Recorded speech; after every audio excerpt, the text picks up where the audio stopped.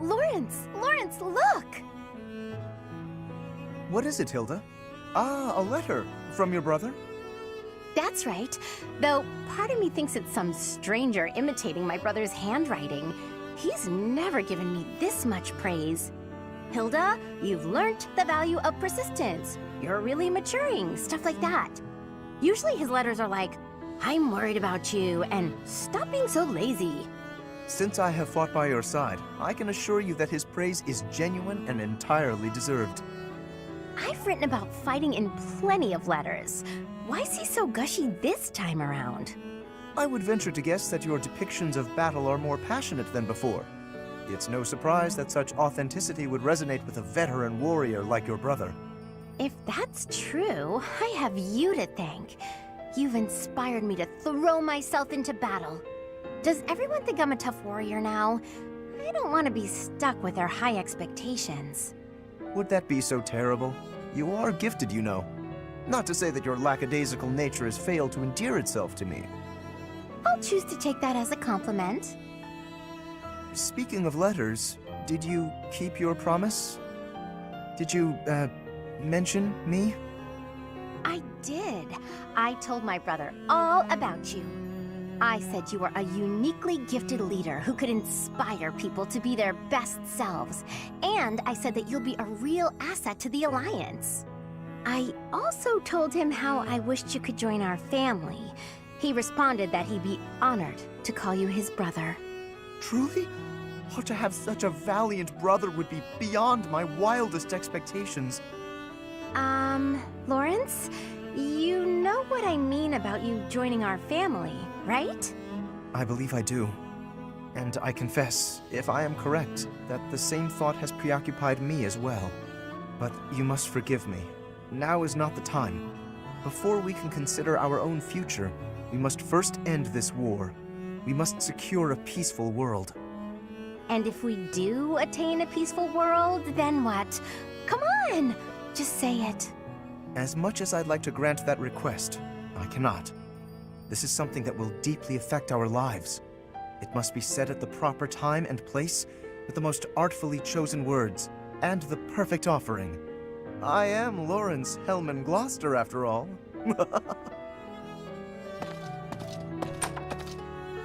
I'm not usually one for waiting around, but maybe I'll make an exception in his case.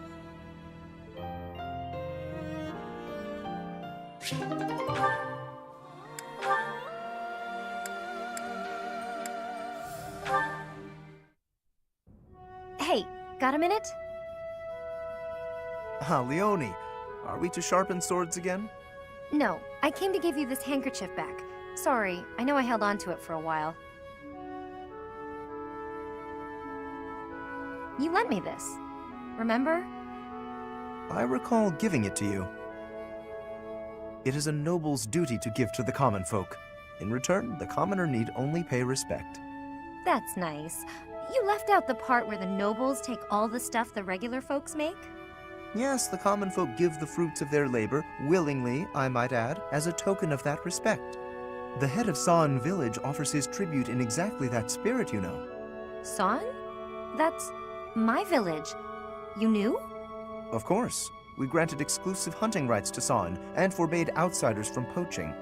In fact, when we received complaints about just that, we hired mercenaries to deal with the issue.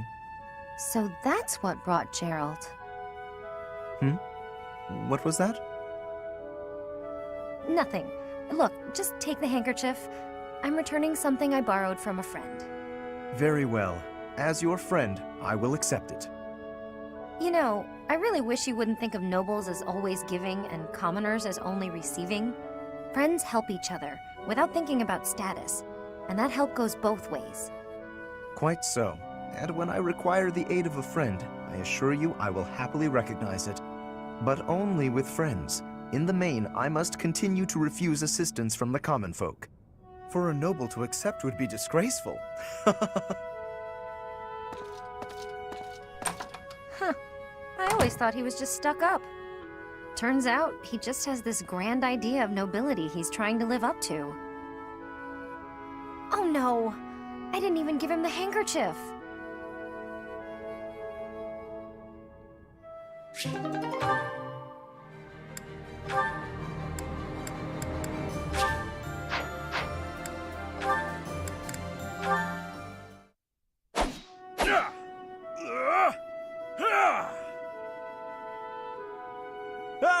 Ig! Ignatz?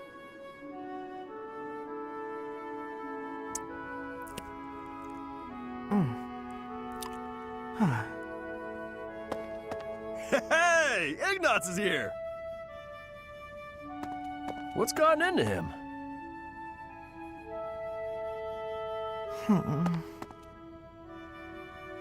Hey! Ah! Hey, you've been acting weird lately. Are you sick or something? Raphael! No, I'm fine. So what's going on with you? Are you worried about something? Want to talk about it? I don't know about worried. It's just, you know, your parents. Hey now! Ah! What is it? I thought I told you to drop it. Just forget about it. I can't just forget about it. You lost your parents. And when you were in need, my family did nothing to help you. Well, what were they supposed to do about it? It's not like they killed my parents. And besides, that's our folks you're talking about. That's got nothing to do with us, right? I still can't help but feel responsible. Like I owe you somehow. Look, if you want to do something, just be my pal like you used to. We can eat tasty meals together, play games, make jokes, and laugh until our bellies hurt. Are you sure that's what you want? Of course it is! We were friends before, and there's no reason we can't be friends now. Raphael, thank you. And I'm sorry about before.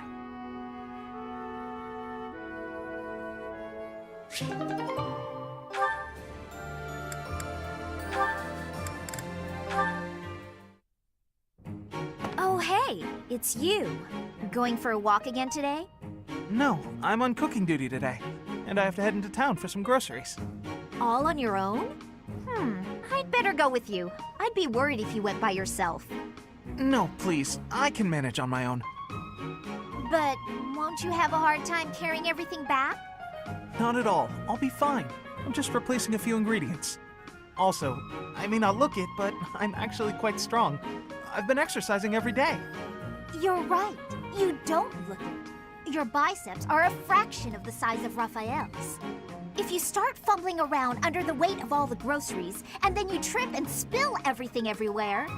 Look, I'm just saying that could be your future. It could happen. It doesn't look pretty. That's what you think of me, huh? Yep. You're honestly a bit of a mess. I see. If that's how you feel. Oh, knock it off with the wounded puppy dog eyes. As though I'm some sort of villain in your story. I'm sorry. That wasn't my intention. I'm just a bit sensitive, that's all. You're talking like you don't respect me. I see.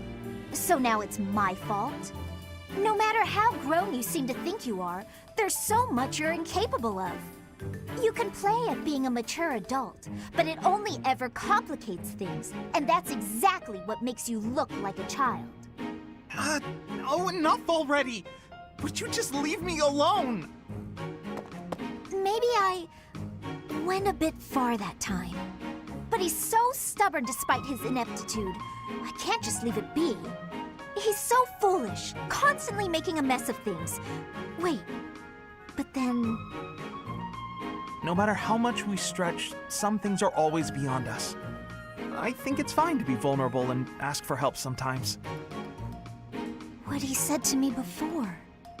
To everyone else, do I seem just like Ignatz?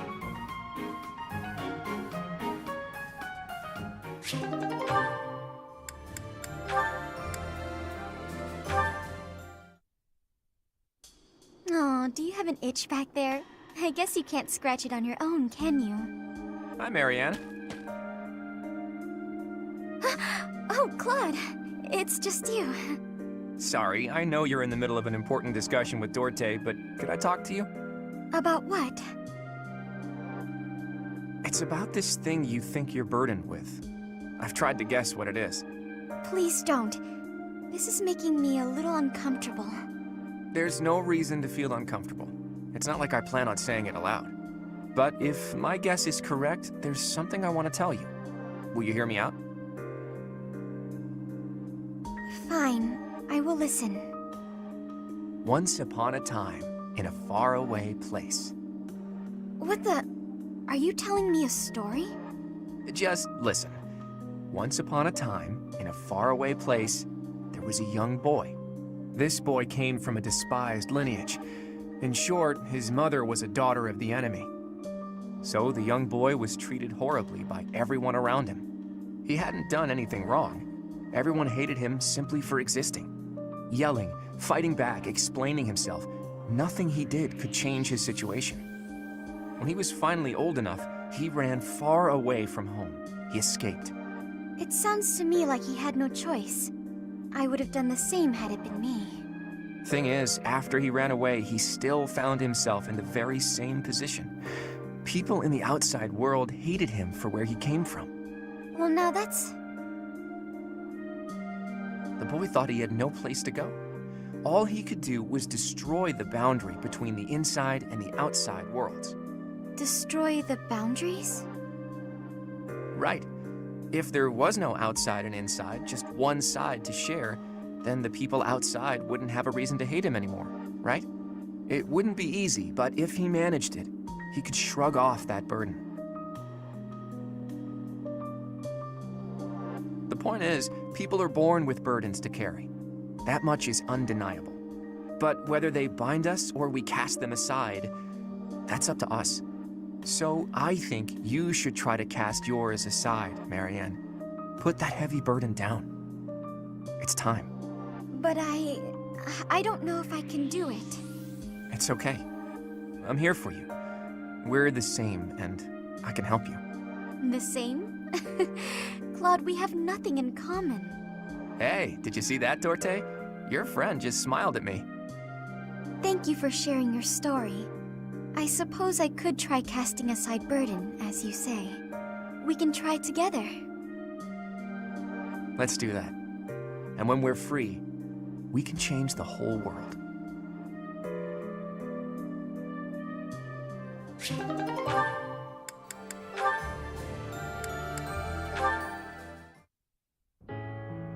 Hilda? I wanted to thank you for helping me in the infirmary. I brought you these pastries. Ooh, thanks. I'll put some tea on. Have a seat. That sounds lovely. But I also wanted to apologize for always causing you such trouble. It's no trouble. No trouble at all. Everything tastes better with friends, don't you think? I give you help, you give me sweets, we have a little tea party. It's a good arrangement, I'd say. I'm used to it now, so if it changed suddenly, I would feel disoriented. I suppose if you're enjoying yourself, then it can't be that bad. Sure, you don't seem to mind listening while I gab, so I'm enjoying myself plenty. But do let me know if I'm too boring. No, you're not boring at all. In fact, you're, very good at talking. You're also good with your hands. You can clean and organize better than almost anyone. I envy you. Oh, stop. I'm blushing. I'm not as great as all that. We're both a lot different on the inside than we look on the outside, don't you think? How do you mean? People who see you think you're so proper, but you're actually clumsy. That's why I help you, because there are some things you just can't do. I'm sorry you always have to clean up after me. I didn't say I hated it. In fact, you've taught me a few new techniques I can use to persuade people. Maybe I'll start imitating you a little bit. I'll do the Marianne. That sheepish, sorry, and those quavering downcast eyes. But that might not work as well for me. People would probably assume that I'd hit my head. Oh, well... Aw, Marianne laughing at me. So rude and yet so adorable. I'm so sorry. I just can't help it.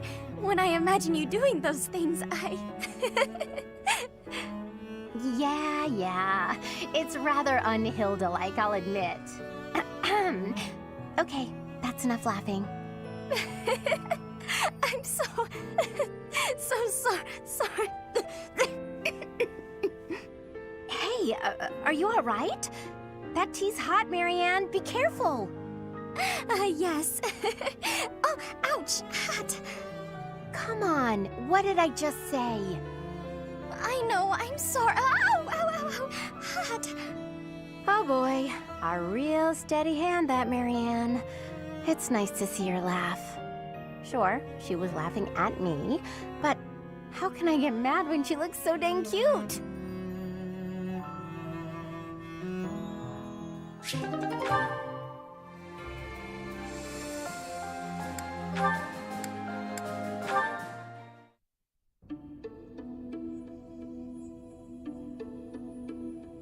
Hi, Flame.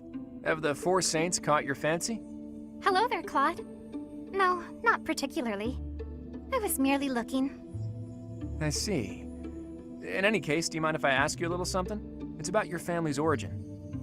This again? There is truly nothing of interest to discuss on that topic. But when you try to change the subject like that, it drives me mad with curiosity. That said, taking a secret by force isn't my style. That's why I devised a different approach. Relentless nagging. Might I suggest giving up entirely? Truth be told, my brother has asked that I not speak of my background to anyone. I thought it might be something like that. Oh well, guess I'd better give up on trying to get you to tell me yourself. Instead, why don't I tell you about the theory I've come up with? You've concocted a theory, have you? I suppose there is no harm in listening to it. I did a bit of investigating into the crests that you and Seteth bear. Seteth's is the major crest of Keyhole, and yours is the major crest of Sethlene. Where did you learn of this? Oh, I just took a peek at some records by a renowned crest scholar. I'd rather not say more than that. Anyway, my point is that I don't think I've ever heard of two siblings each bearing the major crests of a pair of saints. If the legends are true, then Saint Keyhole was Saint Sethlene's father, wasn't he? Which means if you and Seteth were the descendants of Saint Sethlene, that would explain how you two came to possess Keyhole and Sethlene's crests. You mean to suggest that my brother and I are the children's children's children of Sethlene? That about sums it up. An interesting theory, to say the least. But surely you must know. Saint Sethlene was never married. There are no tales of her having ever had children. Sure, but the possibilities are endless. It's not like legends are known for their accuracy. But based on your reaction, I guess I'm probably following a bad lead here.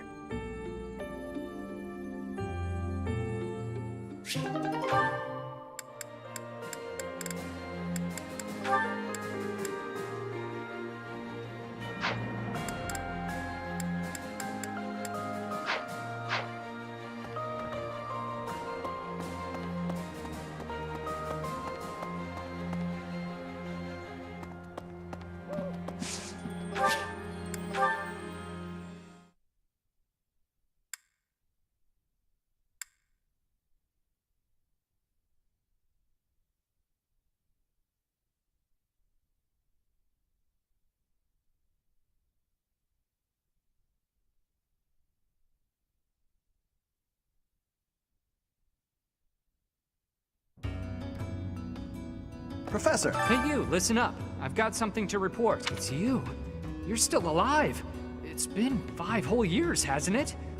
Time flies when you're standing guard. That's right, I've been here the whole time. Day in and day out. Not like I have anywhere else to be. Looks like the Knights of Ceres have returned. Wonder if Mr. Backup is back too.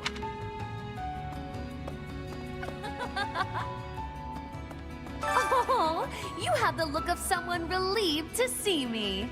Before you ask, yes, my superior spellcraft is yours. It's your reward for waiting so patiently for me. Your quick acceptance of the truth is gratifying, but my assistance has a price. I expect you to aid me in fulfilling my dream of restoring House Nouvelle.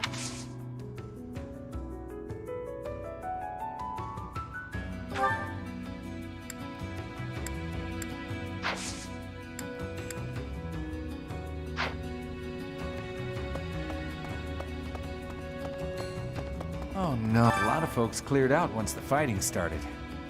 People are saying it was the church that used to keep order around here. But it's Yuri who's saving us from complete chaos.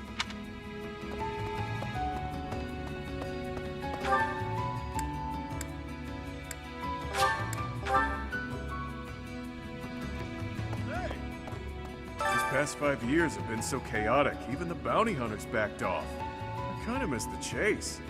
I don't have family ties worth fighting for, so these muscles are up for grabs. Use me as you see fit, pal. You're a smart one. Just point me at a problem and I'll smash it up for you. If you're worried my skills have dulled from disuse, think again. I've been fighting thieves to stay sharp. Got a favor to ask.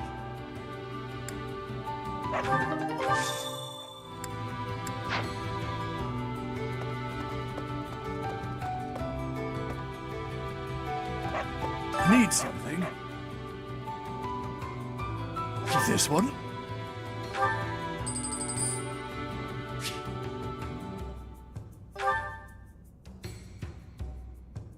This one?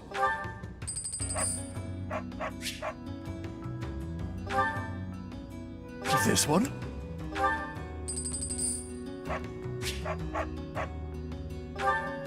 See you again soon.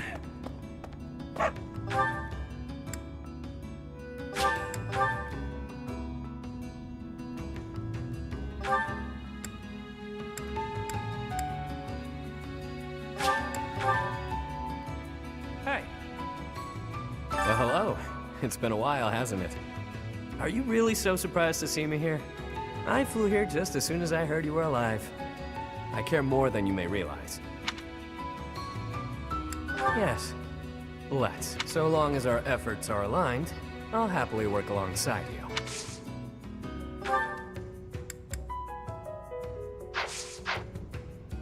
You're back finally! I've been waiting for so long! I thought you might have died. But I didn't have anywhere else to go, so I stayed here. You're welcome. It wasn't easy. I've been kinda lonely. As you might have noticed, we've lost a few people down here. I could use your help.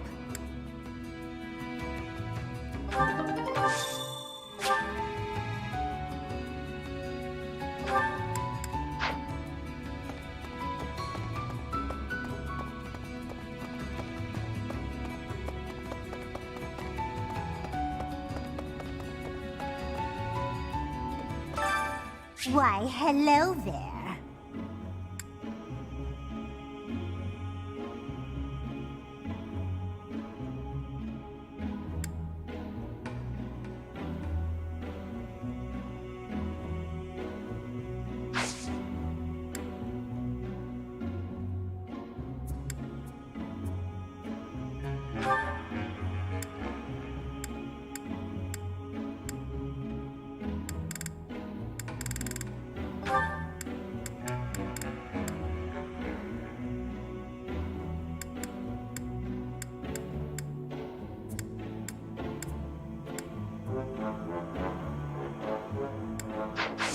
Come back soon now.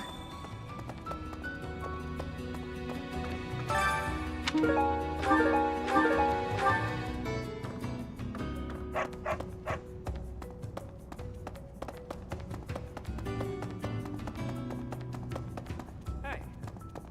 Thanks for giving me a hand.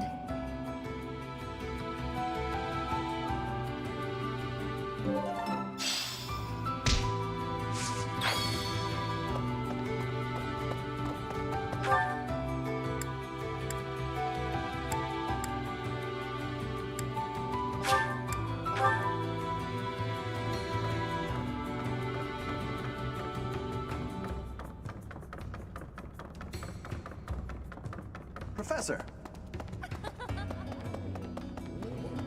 Oh Oh no.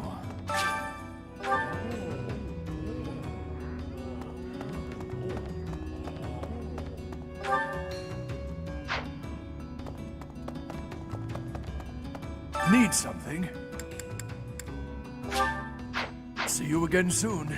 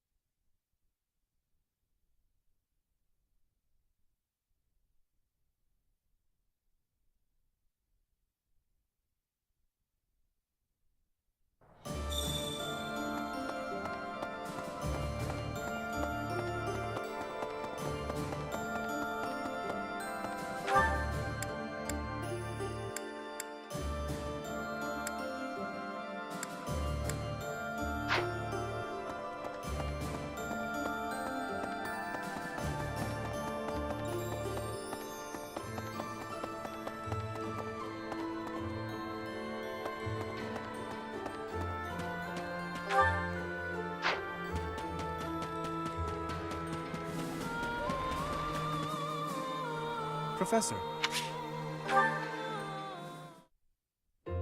Well met, Professor. I trust that you have not had any complaints about me lately.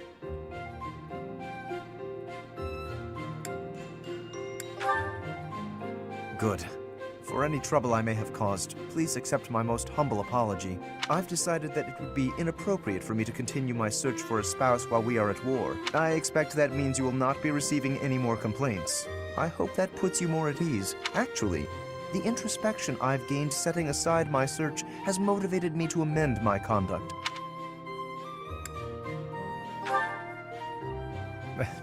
Not the phrasing I'd choose, but you're not wrong. Selfishly pursuing my own desires caused me to behave inconsiderately.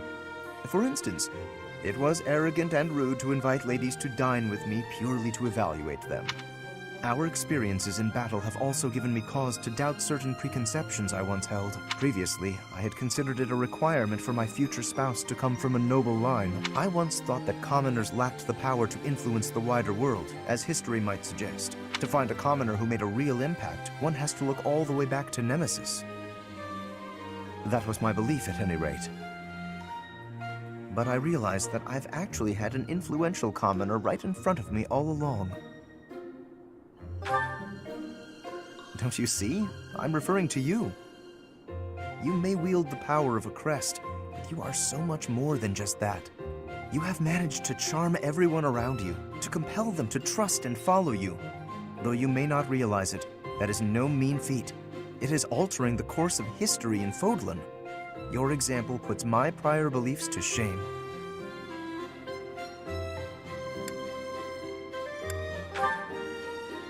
I appreciate the kind words. I have always sought to embody the ideal of nobility. That, at least, is a goal I continue to stand by. But now I know that bloodline alone is not sufficient to gauge a person's worth. I've learned much of this from you. You are humble and open-minded, despite your power and skill. That is why I, at least, find you so charismatic. Perhaps that is the wrong way to say it. What I mean is that you set an admirable example. I can only hope someday to be your equal. Of course, you had better keep an eye on me, because I can achieve anything I set out to do. For I am none other than the handsome and talented Lawrence Hellman Gloucester.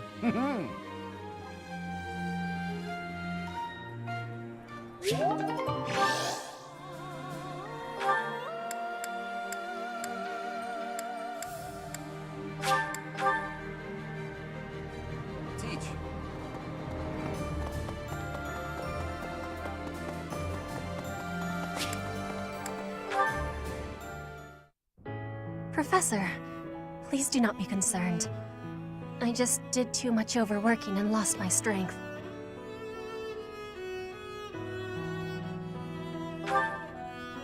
Yes, I have no problems. accept my apology for giving you worry. I have sorrow. I mean, I am sorry to be fainting at a time like this, even though... I am thinking that is incorrect. Will you have a listen to me? There is something that I must be saying. I am thinking you already have knowledge of why I came to Vodlin. Not for studying, but as a hostage for the Empire. So that Bridget would not be rebelling anymore. It feels like a knife against my throat. That I am making my grandfather obey the Empire. If I were running away from the Empire, then Bridget would be defeated. I am not having any options. To be living, I must be fighting to win. For Bridget to be living, the Empire needs to be crushed. So I must be crushing the Empire. That is what my people are wanting from me. And what my grandfather, the King of Bridget, is wanting.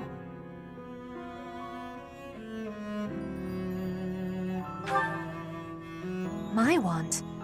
I am not knowing of that.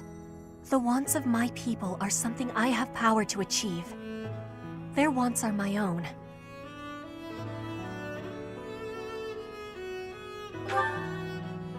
What I really want... I have understanding. Wait, no, I actually do not have understanding. Yet. What I am understanding is that there is something I am not understanding. When I know what my true want is, I give you my promise that I will be telling you first.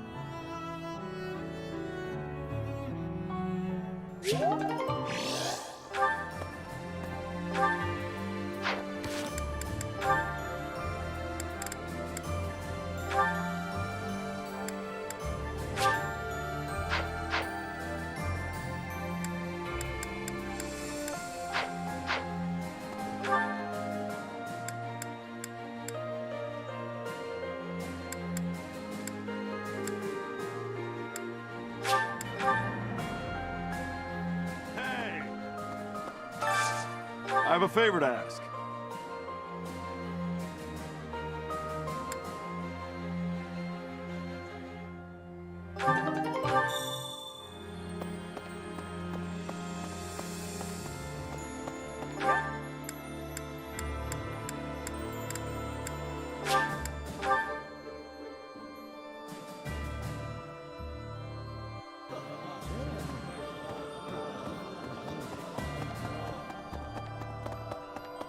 If you don't mind, I have a favor to ask.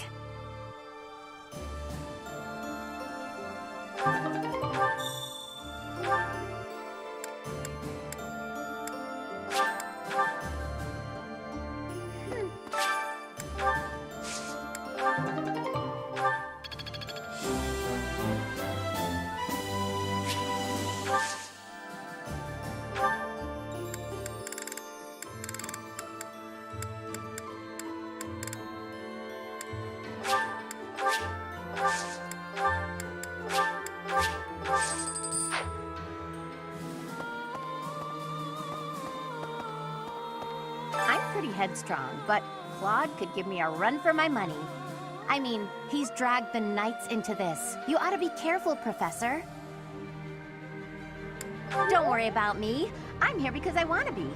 Also, because being around my big brother feels like a real chore. Excuse me, could you do me a favor? Excuse me, could you do me a favor?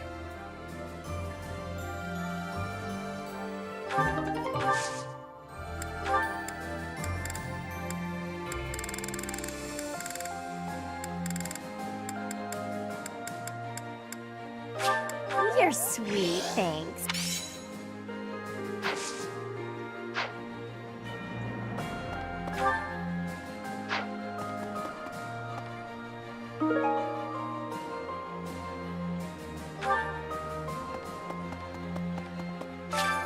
Thanks so much. You're a sweetheart.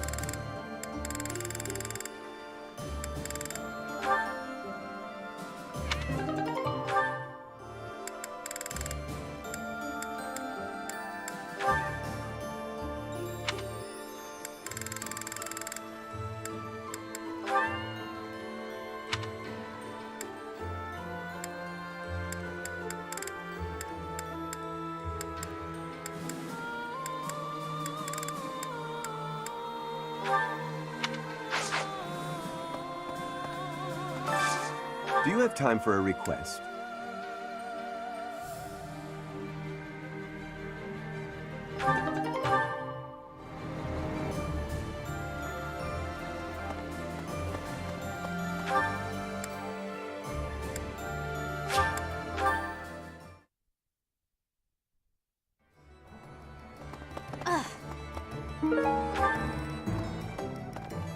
Right.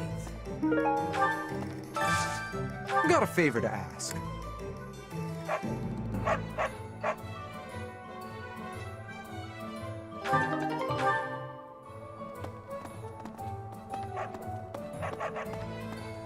Professor? Greetings, Professor. Nothing to report. You know, it's such a thrill to be able to greet you like this again. I almost died as well in the battle 5 years ago. But I won't allow any enemies to get into this place again. I promise you that. Even if the Death Knight shows up, I'll be sure to... Well, for now, I'll keep training, so I can eventually feel confident that I can stop him.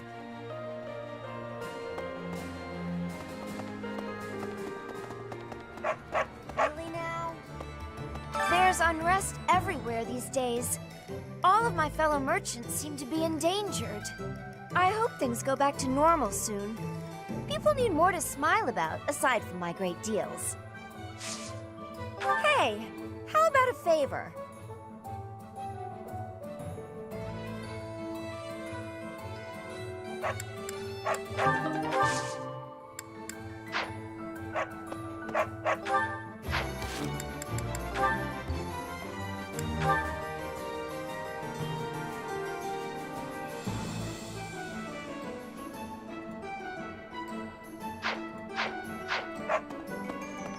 Hey, welcome.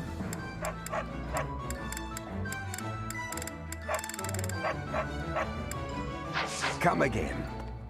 Hello there.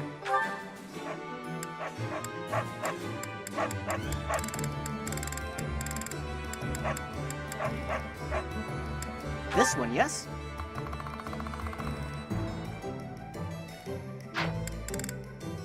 This one, yes?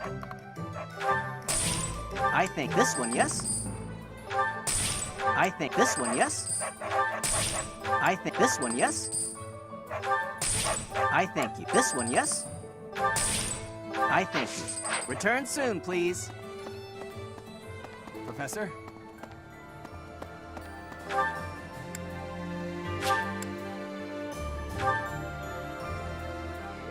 I'm pretty headstrong.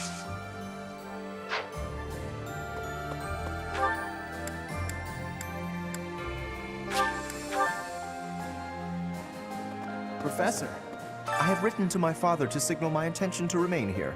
Not that I require his approval to do so. There is not much for me to gain by returning to Alliance territory now, but by staying, I will be able to influence the course of events directly on the field of battle. We will not be friends, but I will cooperate with him as much as is necessary to secure victory.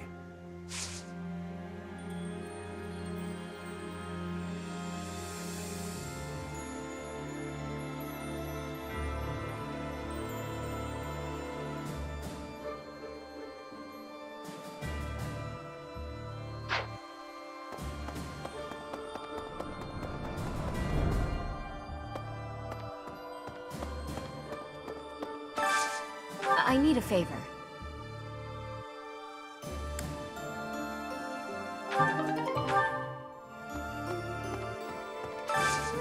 Hey, I could use a hand.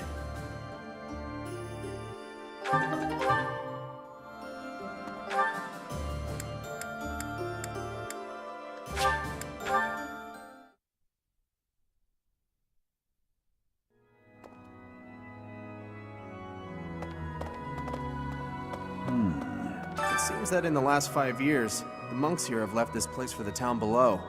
However, once they learn of our return, perhaps they'll come back. I hope the monastery can return to normal someday.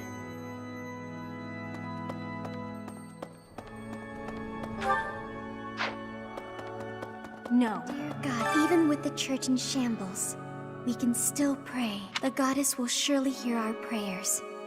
But still, I hope the church can return to its former beauty someday.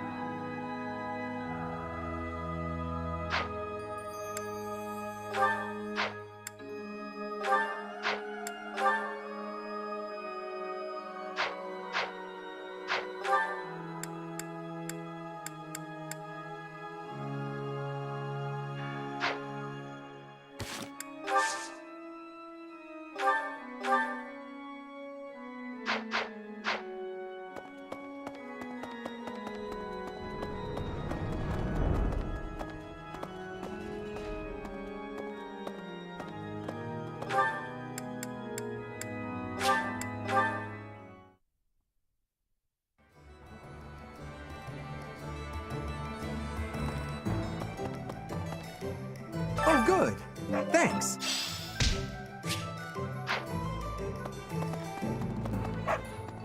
Hello there.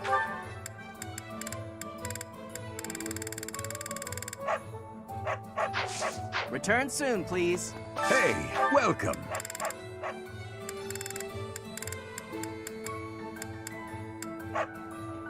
You have a good eye. A pleasure doing business with you. Come again.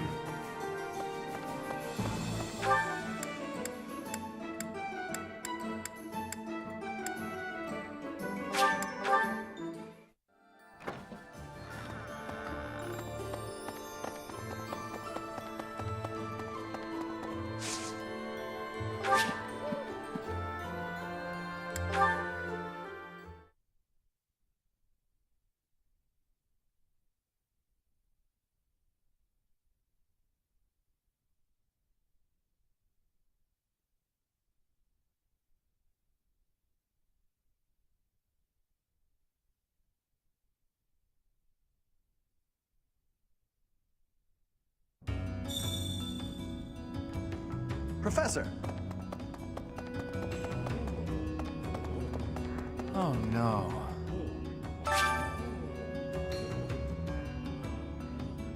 What do you require?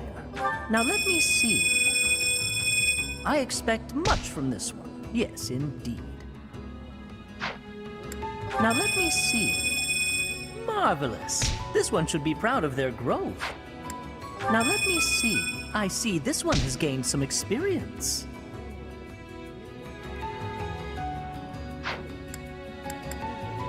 Now let me see. Marvelous. This one should be proud of their growth. Now let me see. Marvelous. This one should be proud of their growth. Now let me see. Now let me see.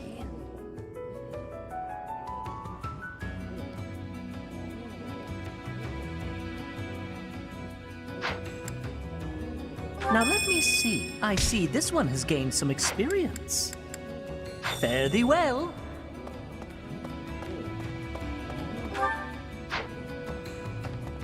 Professor!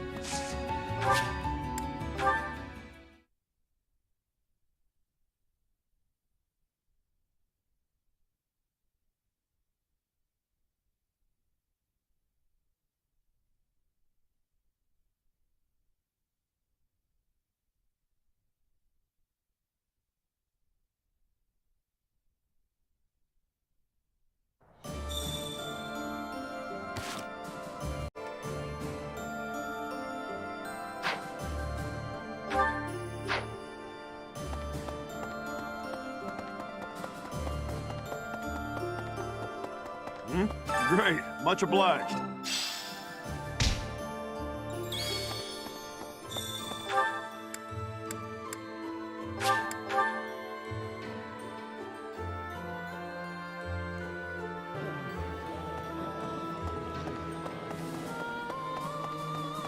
Huh? What? My savior, thank you.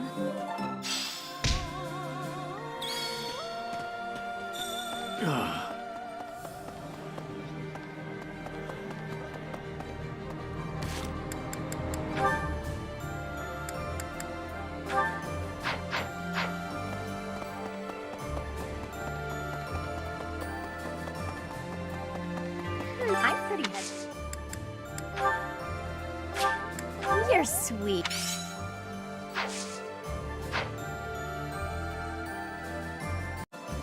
I'm pretty heavy.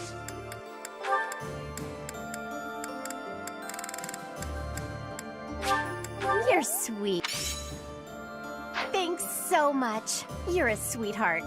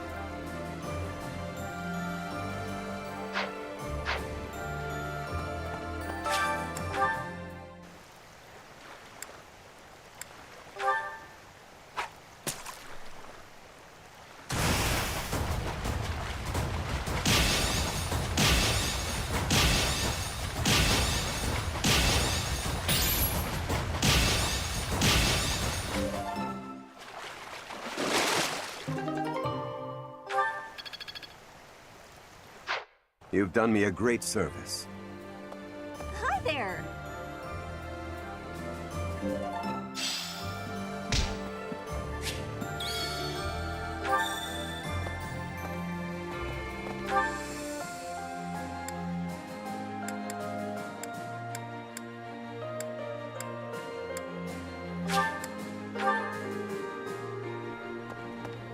Professor, it's not just for my village that I'm fighting alongside you here, you know. It's also that Captain Gerald asked me, his first and greatest apprentice, to look out for you. Of course, it wouldn't be enough just to keep you alive. It's my duty to make sure you win, too. So do your best, Professor, and count on me to watch your back.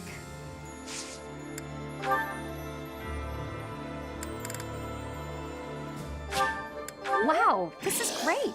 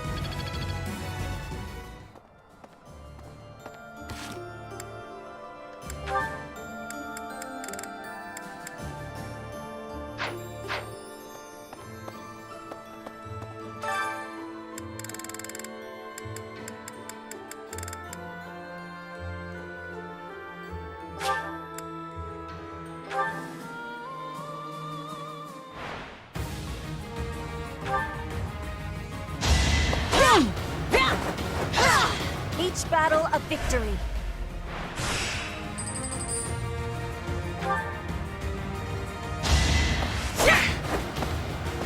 No use! I fight for justice's name.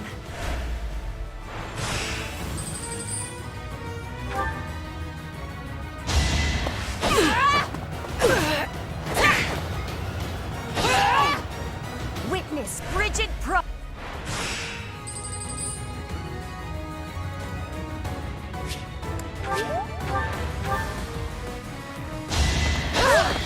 No use! Each battle a victory.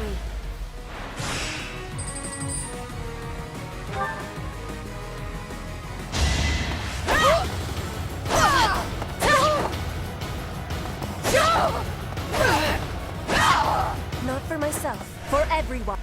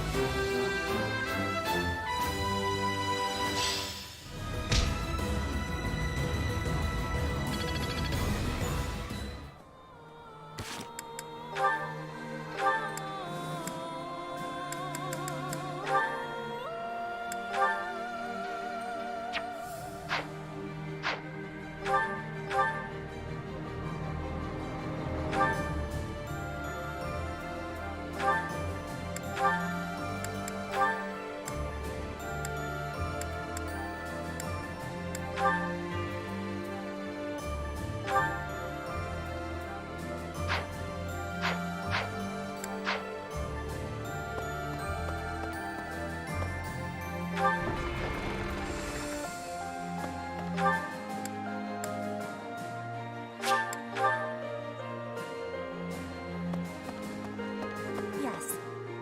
Edelgard is controlling the Empire. She is putting the pressure on the Kingdom in alliance.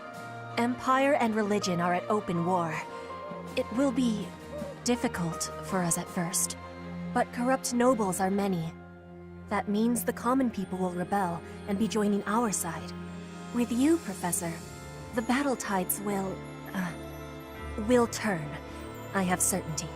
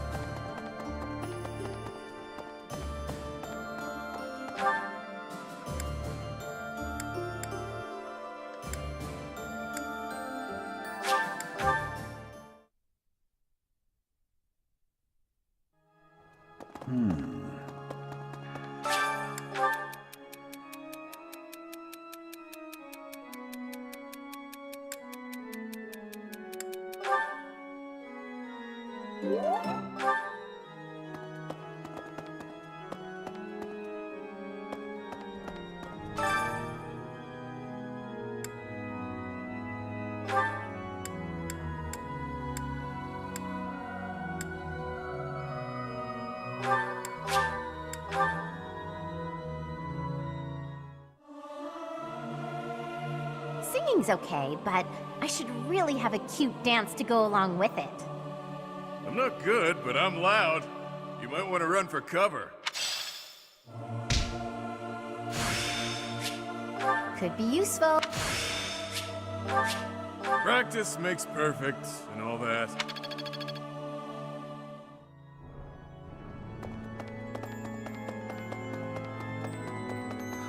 It's been fixed up quite a bit, but its battle scars aren't so easily erased. To think that a glorious cathedral with a 1,000-year history would end up like this. I'll rebuild this place someday. This cathedral is the symbol of Fodlan. Maybe I should paint a picture of the beautiful cathedral of old. Well, I still remember what it looked like.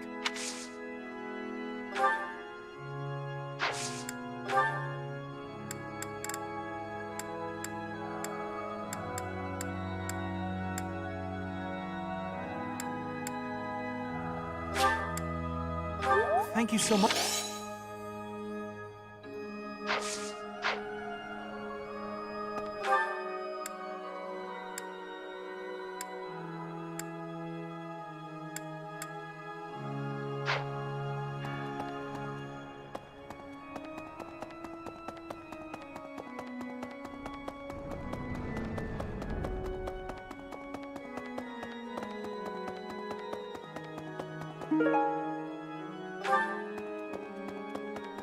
Need something?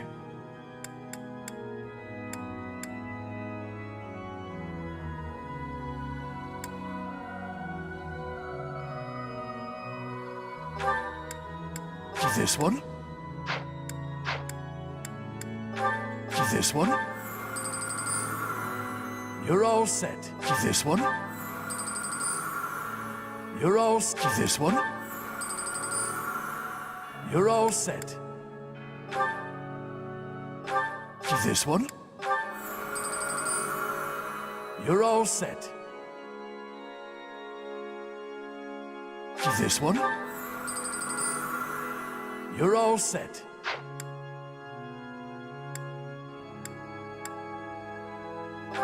This one? You're all set. See you again soon.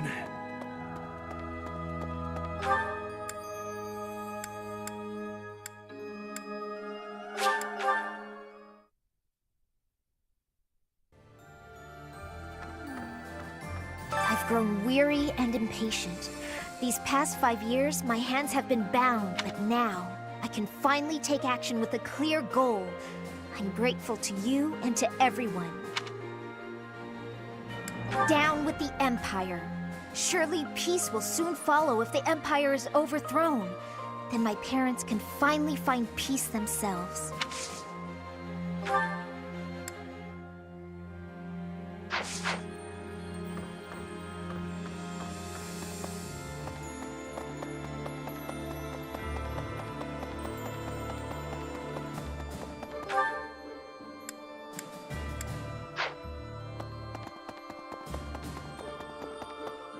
Professor.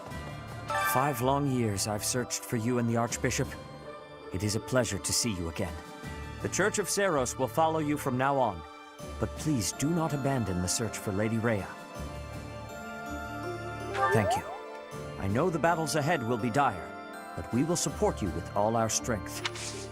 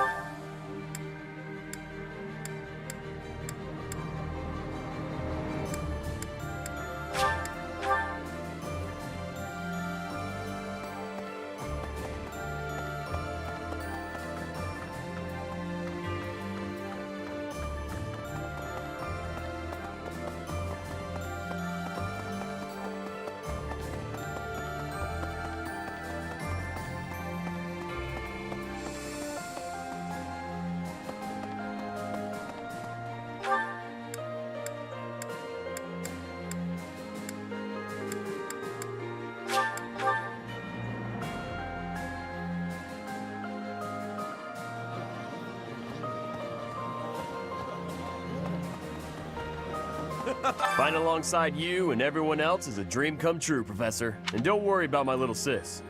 Right now, she's back home helping out with the family business. I kind of figured I was going to be stuck going back and taking over for her. But thanks to you and Claude, I get to work on my dream of becoming a proper knight.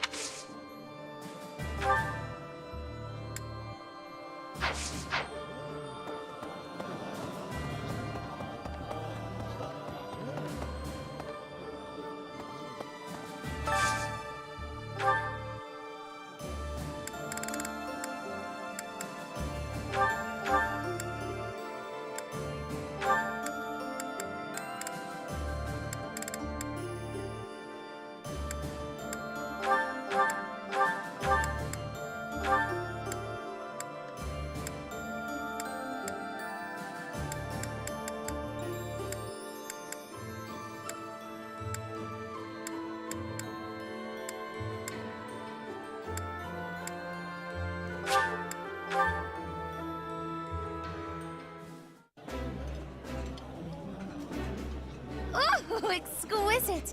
This is exactly the meal I've been craving. Yummy! Who made this? I'll have to give my compliments to the chef.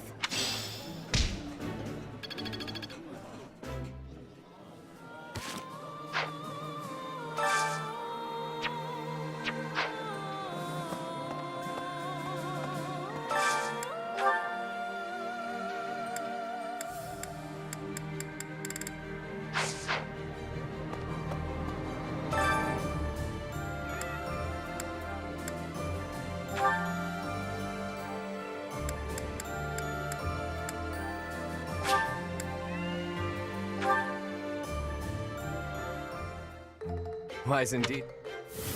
Maybe. This is hardly a palatable ingredient. Wow.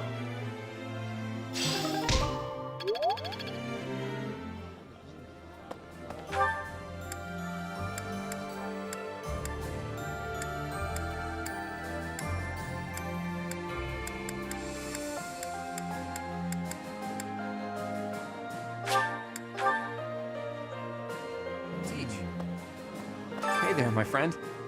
It's funny how the monastery was once in ruins, but now it's downright bustling. Thanks to a little promise 5 years ago, our buddies have all gathered, and even the knights have returned. It's like we were all just waiting for you to awaken, and now we're all going to band together against the Imperial Army. You should go and talk to everyone if you can. There may be some who are still on the fence.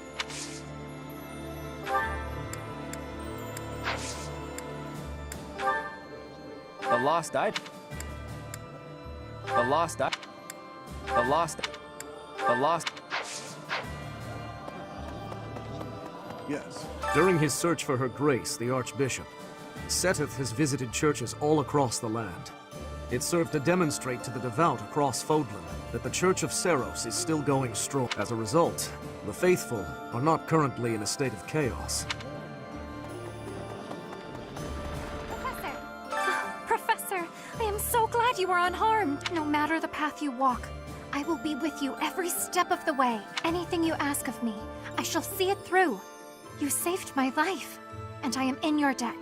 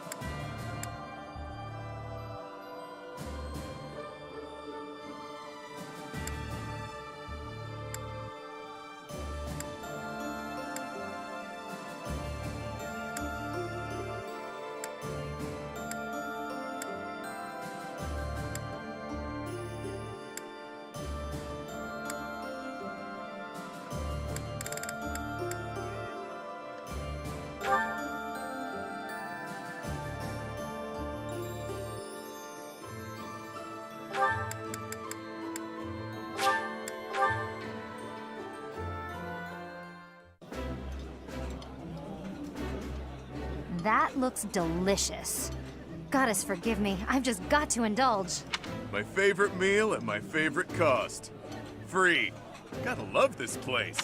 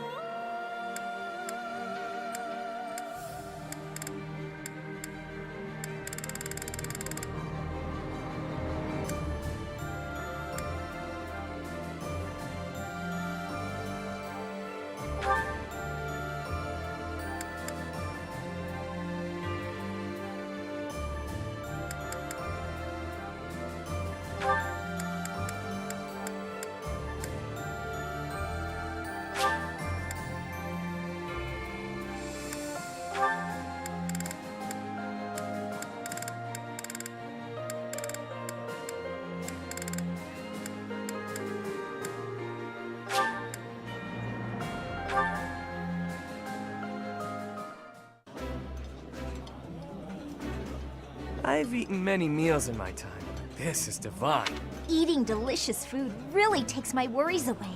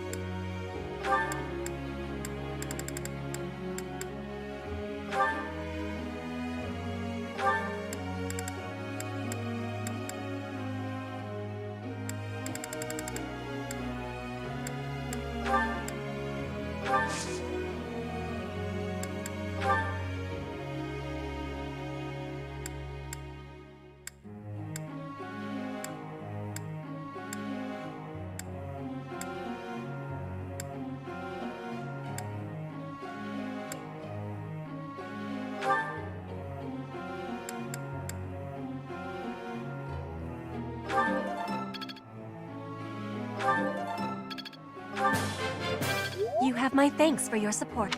I have understanding. You are giving me praise? I will get more soon. You have my...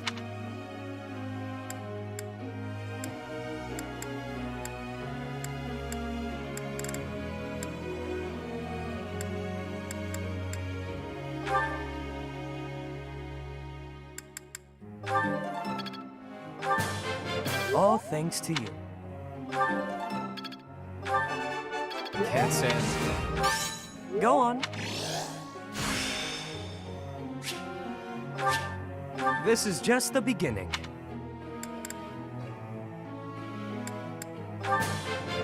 All thanks to you.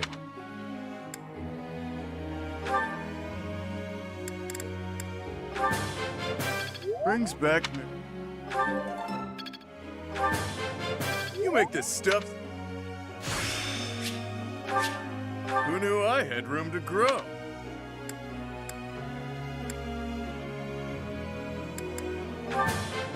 Brings back memories.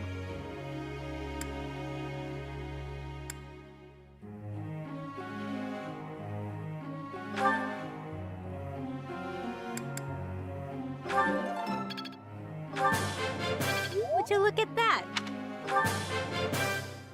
Would you look at...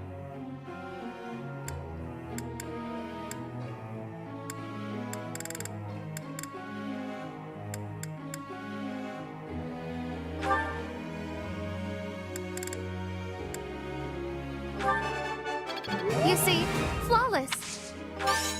I shall accept as much praise as you're willing to offer. My efforts bear fruit at last. I've come. You see,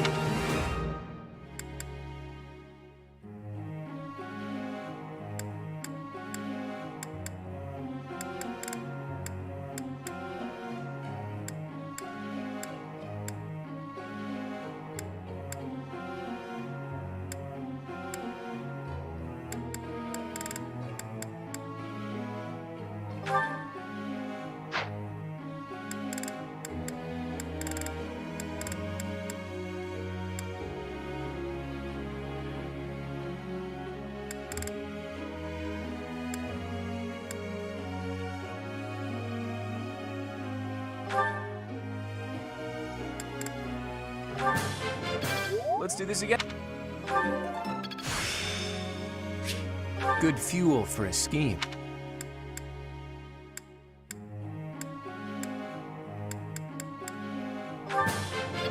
I learned a lot.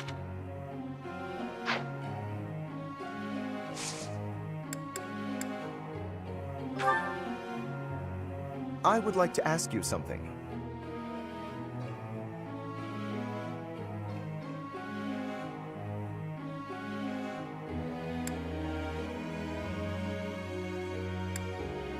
Ah, so that's how it is.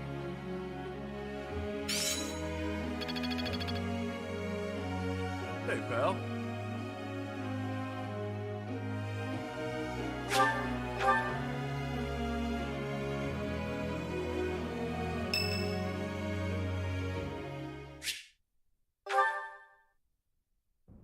Hey, Professor, got a minute?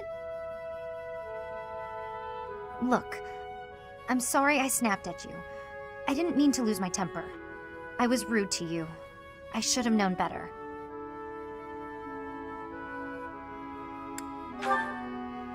Huh, I thought you might say that. In that way, you're just like Captain Gerald. You accept other people. You don't let petty details get under your skin. Well, when I was a kid, I kind of latched onto him. I've been calling myself his apprentice ever since. He spent some time in the village I grew up in. Actually, you weren't with him back then. Why not? Huh. Maybe he left you with a relative or something. Anyway, back then, Gerald's job was to deal with poachers. Well, they were bandits, but we called them poachers. Nobody in the village could stand up to them. But your dad, he took them on like it was nothing. I was so impressed. All I could think was how amazing mercenaries were. I'd lived in that tiny village my whole life, so to me, Captain Gerald was nothing short of a legend. So I went right up to him and I told him I was going to be his apprentice. He didn't stick around long after that, but he did teach me a lot while he was with us.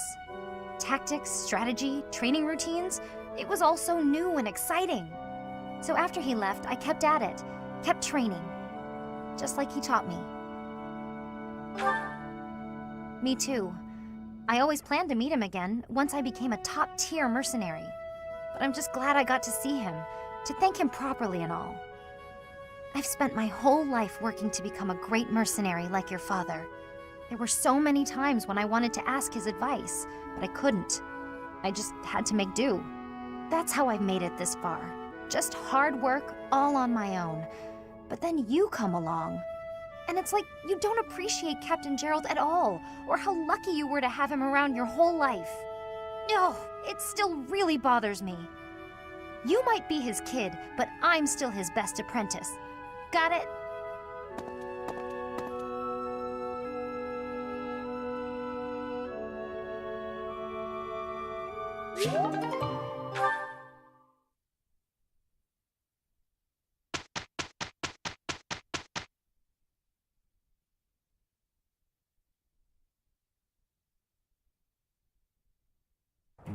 My darkest fear is that I shall be a burden to you, dear Happy. Yeesh. Try not to worry about that, okay? Let's both focus on getting this done. See if you can work in the shade, Coco. We might finish up more quickly that way. This is proof enough that the bond we forged underground has borne fruit. That's a little dramatic, but you're not wrong. We work well together.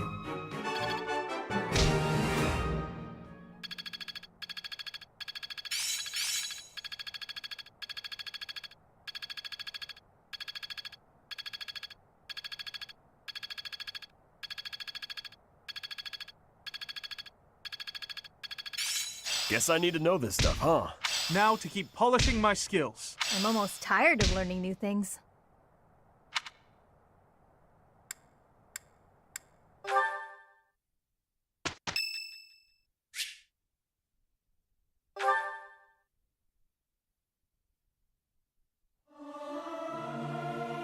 May my song reach the goddess in the sky.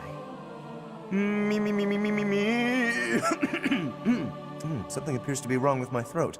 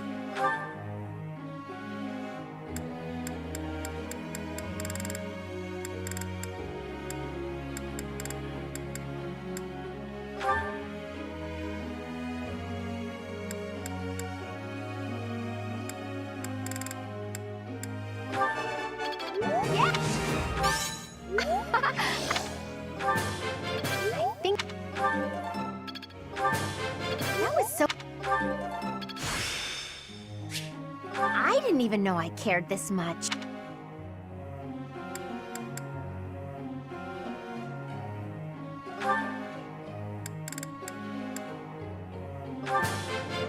Maybe I've grown. I managed to get it. Now to apply this knowledge. Oh, I'll get the next one too. That was not... I managed to...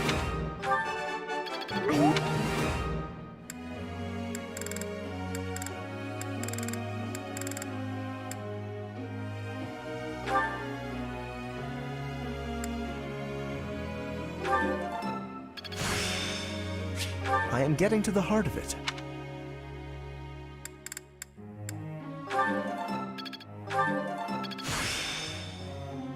I am getting to the...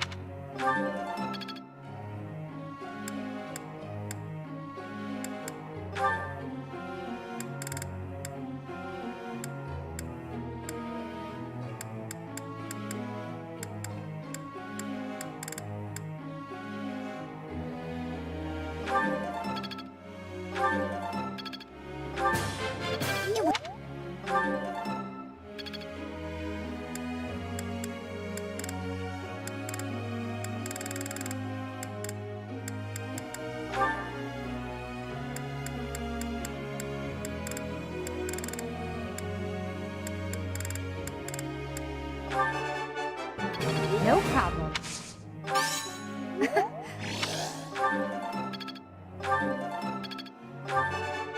No problem.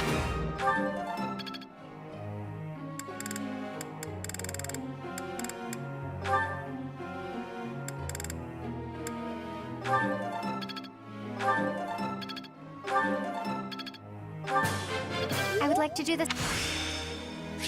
Aha!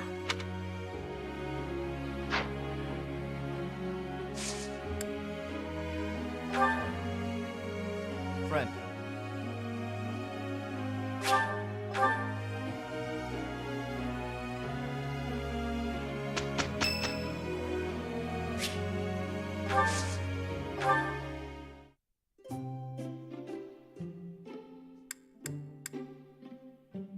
Thanks for the invite.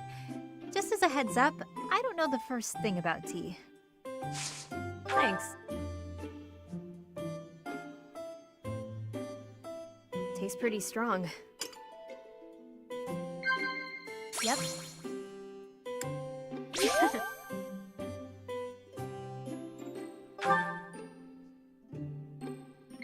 Yep. Yep.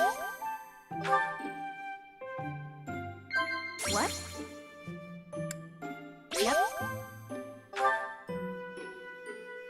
Right now I feel so free. It's nice.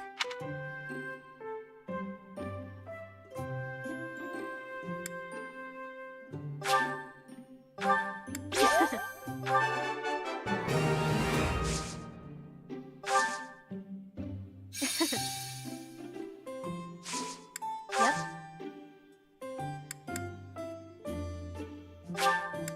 For me? I'm not gonna lie. This is pretty great. What?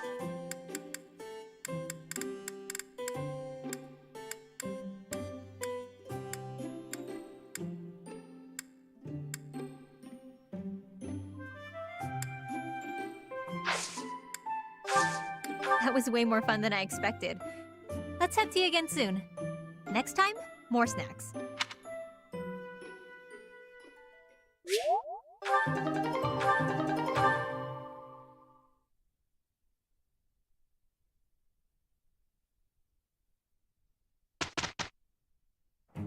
Ready? Here we go. We'll see what happens. At least we tried.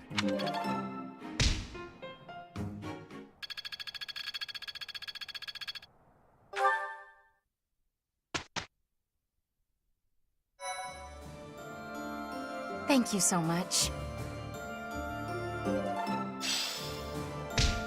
Thanks. I'm glad I asked you.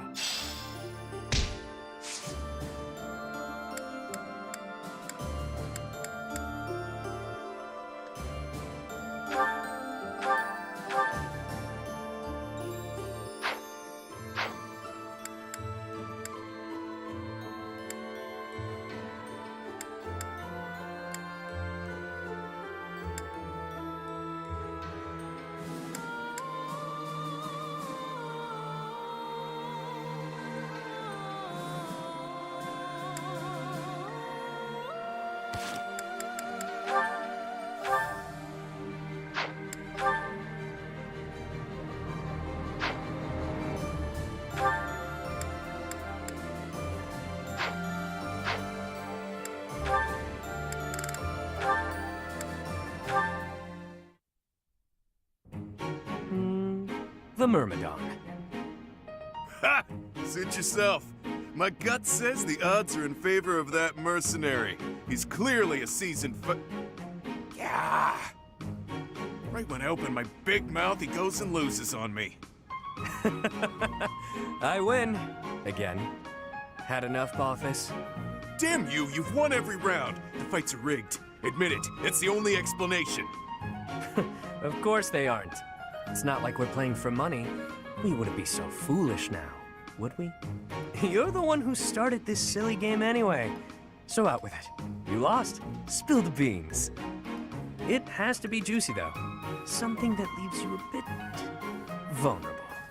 Why did I agree to these stakes? If this losing streak keeps up, you'll know an awful lot about me, pal. Let's see. Okay, got one. A few years back, I went toe-to-toe with the bird beast in some ancient ruins. This one again? You obliterated the ruins, and the Lord who found out put a price on your head. You've told me 1,000 times before. Good story bears repeating, yeah? But it seems I'm all out of anecdotes. How about I take my shirt off and let you look your fill instead? 2 full minutes. Oh, come now. As if I'm interested in seeing your sweaty torso for the umpteenth time. If you're fresh out of stories, then I have a question for you. About your crest. Hit me where it hurts, why don't you? Is this your idea of negotiation? Perhaps. Or perhaps I'm simply curious. Tell me, how did you come across such a rarity? To my knowledge, nobody within House Albrecht has your crest. Why ask what you already know? You got your own rare crest, so I'm sure you figured it out. Unless you think the goddess gave us these things while we slept. Wait, do you? Hey now, I'm the one winning the bets, so I'm the one asking the questions. Got me there. Hey look, the next round's starting. My luck's about to turn around, I can feel it. Let's do you a favor and call it good here. No need to embarrass yourself further, friend. Even if I'm terrible at this, I can't walk away during a losing streak. I have my own sort of honor. All right, Balthus. Check out those 2 Myrmidons. The 2 who were eating together earlier. Huh. Who knew they were opponents? I kinda figured. Thoughts? Well, that one's pretty beefy. Quick on his feet, too. Clearly a seasoned fighter. His opponent's okay, but a bit showy. Compensating for being newer at this would be my guess. Mm-hmm. So, make your choice. Thank you. First guy, no doubt about it. You can see from a mile away that he lost. Well, that was quick. Not everything is as it appears. For example, were you and I to go at it, perhaps you'd bet in favor of yourself over me, and you'd lose. I'd use my cunning to ensure my victory, by any means necessary. Maybe I'd slip something into your food, level the playing field. You see now? Point taken. I'll keep that in mind for this next one. Gotta put that great advice to the test, right? Ever the bold one. It seems we must continue these games until you finally concede.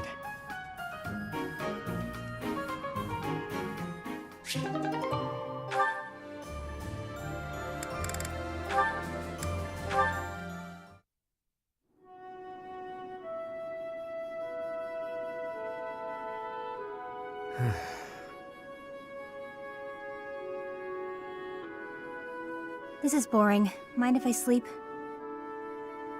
You know I won't care. Night Watch or not, it's still just for training purposes. Though, you'd likely get in trouble if someone sees you catching Z's. You wouldn't wake me if someone was here? Fine then, I won't sleep. Your call.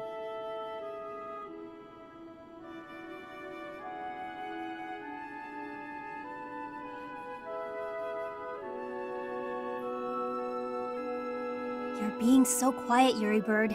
Say something. I don't always fill the void with my voice, you know. Sometimes it's pleasant to just enjoy the quiet and stargaze. No thanks. Stargazing is a waste of time. The stars don't even stay put all year. Those jerks. See that one? That star is home to the goddess. Yeah, watching over us from afar.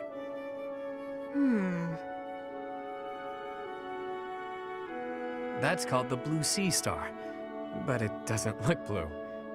At all, really. Wait, no, hang on. Maybe it wasn't that one. But that big one over there, that's it! Isn't it? You don't know the first thing about stars, do you? No one ever taught you? Never, no. Well, the Blue Sea Star is really big. It stands out. Sometimes you can't see it at all, but other times it's the brightest thing in the sky. Interesting. So then, which star was I pointing out just now? You might have to point it out again. Which constellation were you looking at? Let's see, it looks a bit like a cat. No, that's not right. Maybe more like a fish? Or a fishing rod? What? I'm serious. See, those stars there are forming a shape that looks very much like a fishing rod. Okay, sorry, but that looks nothing like a fishing rod. Or a cat. I'm surprised you know so little about stars. I thought you knew everything. Who do you think I am? The goddess herself? There's plenty I don't know. But I'm always aiming to learn more. I'm uncomfortable not knowing things. So come on then, Happy. Teach me about the stars. That'll be a pain for both of us. As painful as sitting here idling, it's not like you're going to sleep at this point. Clearly you know quite a bit about them. Teach me. Fine. Look up there. To the north. Your other north. See that star? That's called the King's Right Hand.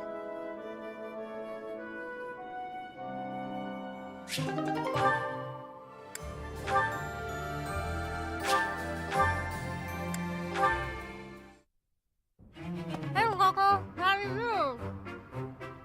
Happy! What in the world has gotten into you? You don't need to be jealous. There's plenty more room. Happy, it would be easier to understand you if your mouth was less stuffed. Kindly finish what you are eating and then say your piece. My pleasure. Nothing better than fresh pastries. You sure you don't want one, Coco? It's not about whether I want a bun or not. It's about your atrocious manners. Walking around with your arms and jaws stuffed full of unwrapped pastries? There are crumbs all over your lips, your clothes. You've left a trail of them behind you. Unacceptable! Hey, I paid for them. I can eat them however I want. Sure you don't want a bite? If you don't have any, I'm just gonna eat them all. You have to try them fresh out of the oven if you want the full effect. Pretty soon they'll get cold. Oh, I'll explain in noble speak so you understand. They have a crisp, oven-browned exterior and a sophisticated, spongy sweetness lying within. Not interested? That's fine. More for me.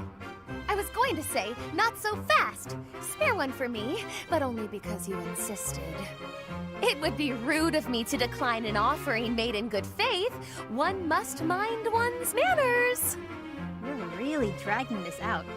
Here, I'll make it easy for you. Open up. Wait, don't you... Not bad, right? I could not, in good conscience, acknowledge this as anything but delicious. Now you have crumbs all over you, too. Your form could use a little work. Next time, stuff the whole thing in your mouth at once. That's the proper way to eat a snack like this. If you ate this at some stuffy party, cutting it into sensible little bites, the experience would be ruined. I see your point. There are more types of dining in this world than I was ready to allow for. You've won me over. Let's eat them while we head to the cathedral and litter the ground with crumbs. A capital idea! Wait, no! At the cathedral? You've lost me again, Happy.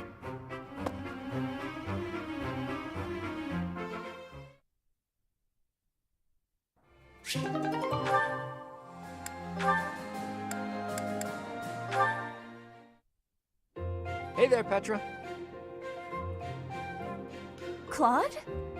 Where are you? Where else? Wait, I'll meet you down there. Claude! I thought you were not able to climb the trees. True, and that is exactly why I worked like a madman to devise a new climbing technique. I have much admiration for that. To climb is a skill with value. What can I say? Okay, so I may have cheated a little by using my bow to shoot a rope over a branch, or a few branches, or all of the branches. But once I got up there and hauled up the ropes, it was the same result as if I'd climbed it your way. I am understanding. That costs more time, though, so it is not the best thing for hunting. But you are not harming the tree, so that is an advantage. I am liking this technique. You're right. I didn't harm the tree at all. I'm surprised that impressed you. The tree has a spirit. If you hurt the tree, you will give its spirit anger. I see. I take it the people of Bridget have a close relationship with nature, then? Trees give us food and also shelter. We are needing them, and they are needing us. True. The people of Fodlan believe everything is a blessing from the goddess. They've forgotten to be grateful to nature, too. Nature gives us life, sustains us. Without it, we couldn't breathe, couldn't live. It's everything. It's fine to pray to the goddess, but we have to respect nature, too. Don't you think? Yes. I do not know this goddess, but I know nature. That is the knowing I prefer to have. You and me both.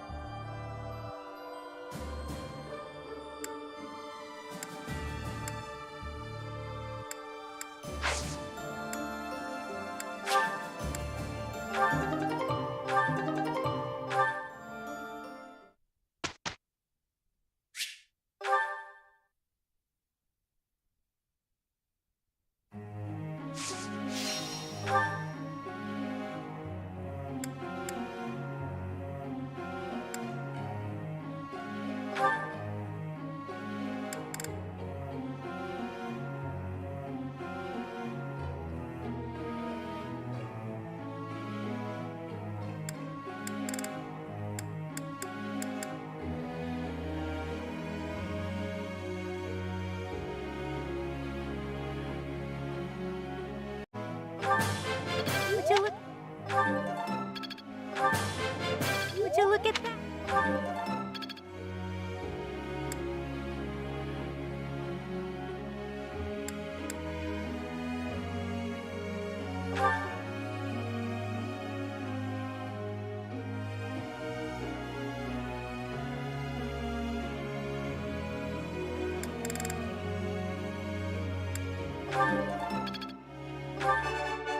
Can't say.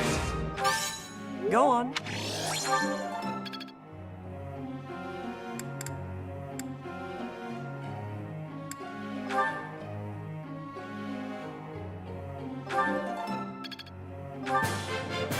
Brings back...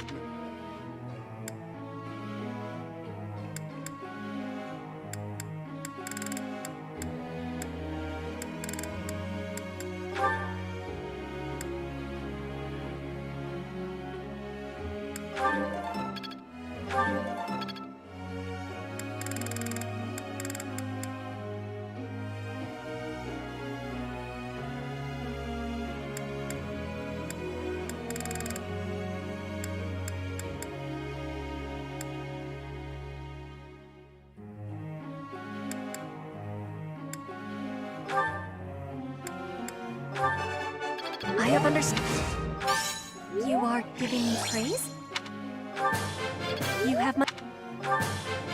Your guidance...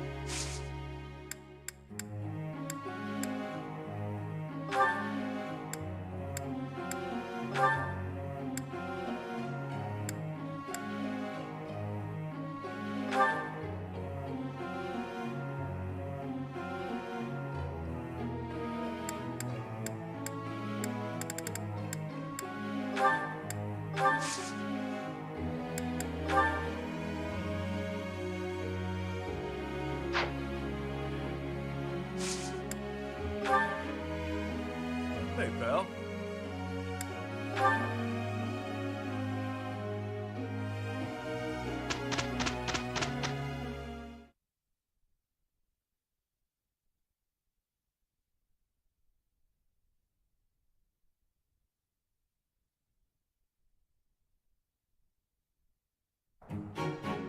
I'm not sure about this.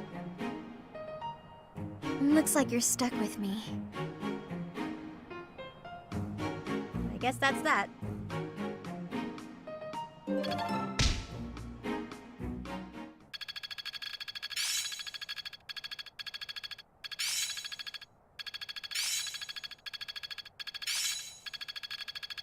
Now to keep polishing my skill. One step before the next step.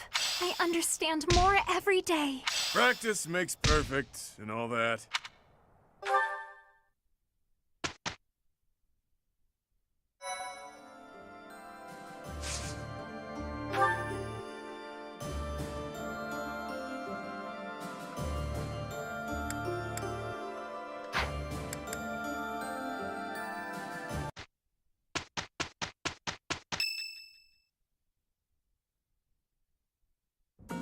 Everyone, listen up.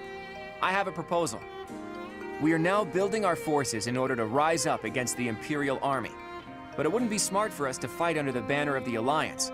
That would only incite the lords who support the Empire.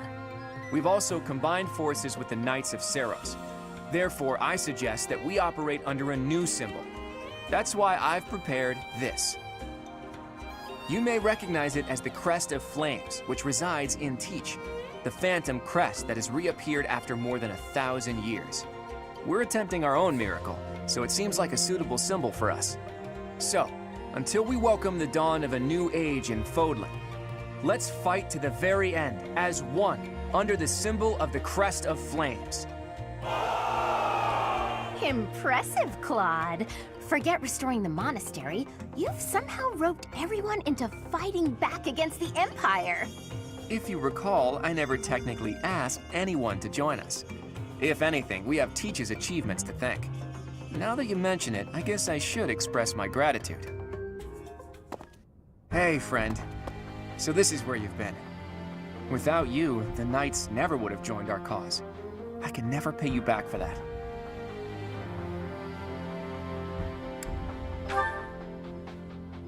Just leave it to me, Teach. When this fight is over, I plan to see all of my dreams come to fruition, and yours as well.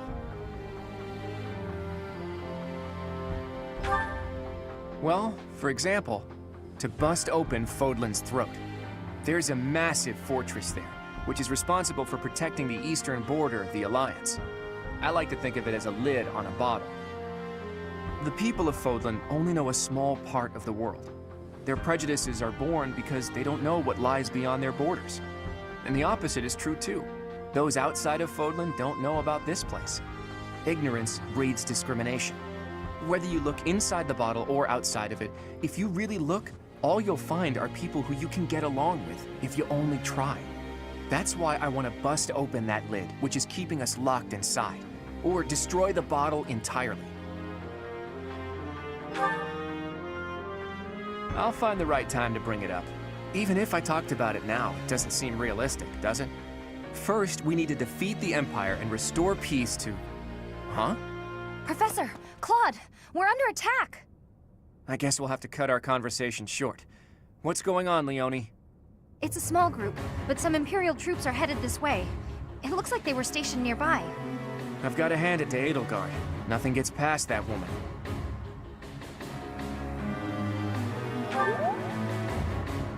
As long as we don't let our guard down, there's no way they can defeat us. This will be our first battle alongside the Knights of Seiros. Let's kick off our new partnership with a magnificent victory.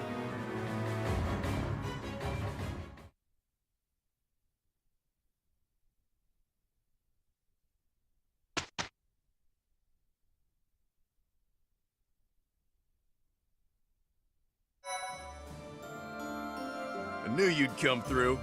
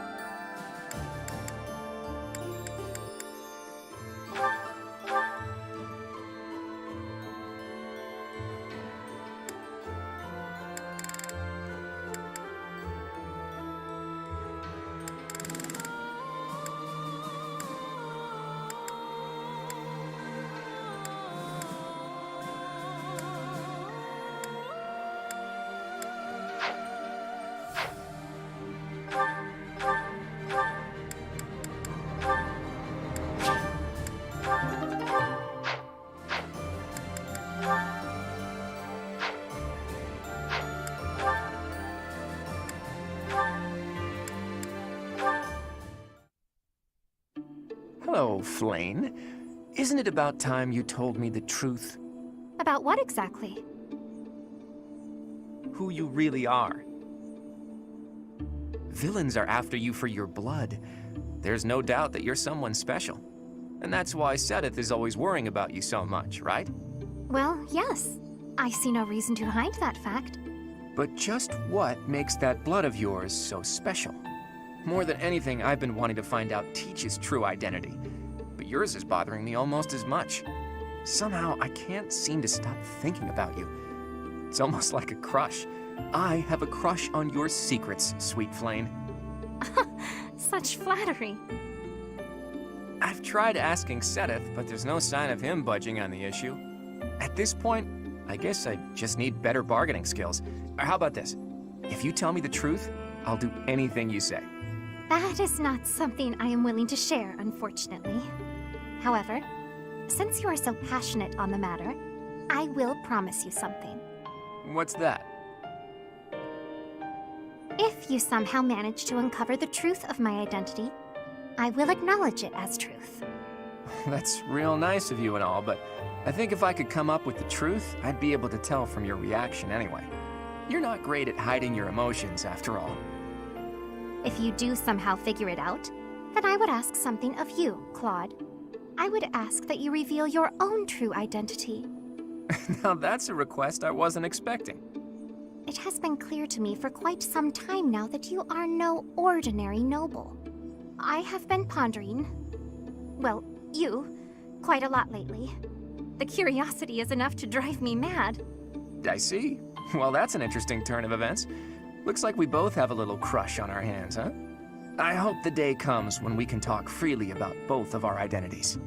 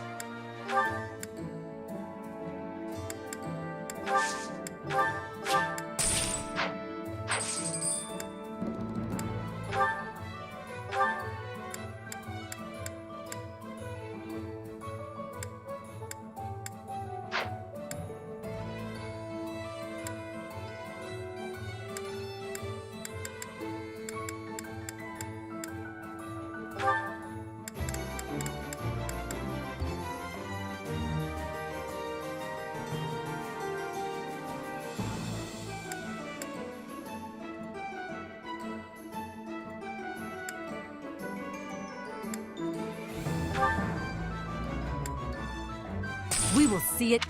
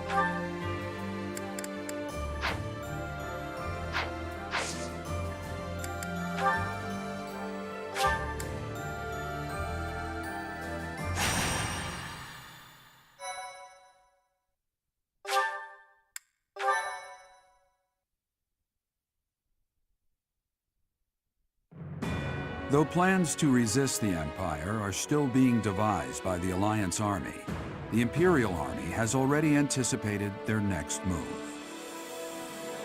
An Imperial vanguard just outside Garreg Mach, led by General Randolph, begins to advance with the aim of toppling the monastery once again.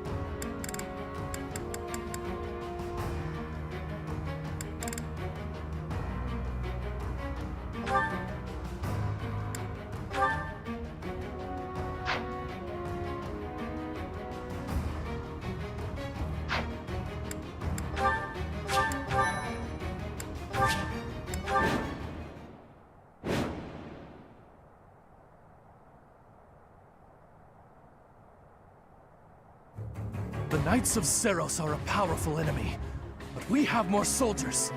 We'll take them down all at once. So, the enemy intends to use their overwhelming numbers to defeat us. Let's fight fire with actual fire. Report. The enemy has entered the periphery of Garreg Mach. If they reach the interior, the enemy will take the monastery. Drive them back immediately.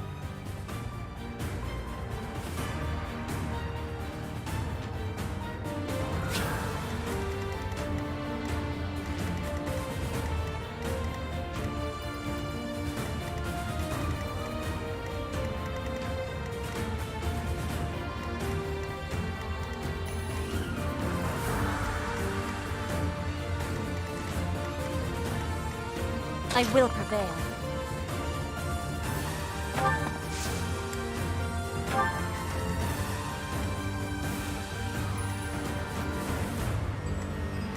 Sunshine.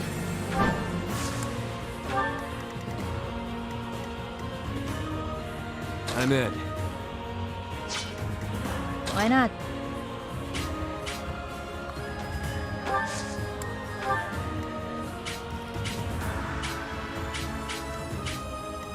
Let's make this quick. At the ready.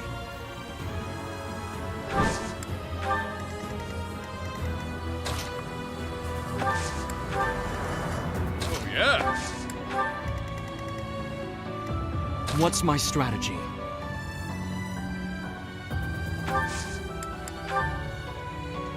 We've got to try. It won't be in vain.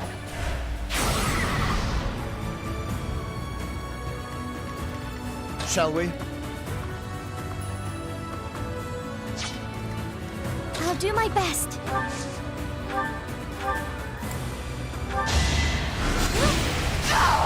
Goddess, forgive me.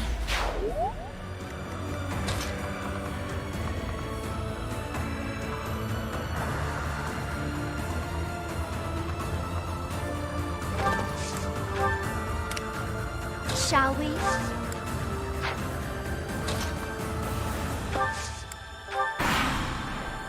What? That strange battle flag is... But isn't our enemy the Church of Seros? They didn't have enough soldiers with just the church, so they upped their numbers by joining with those filthy rogues. It doesn't matter what flag they fly. They're nothing more than a mob. We'll destroy them all!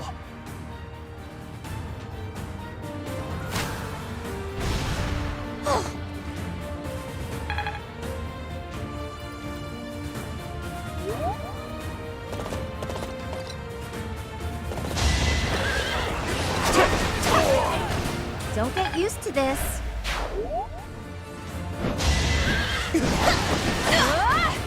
Fighting wears me out.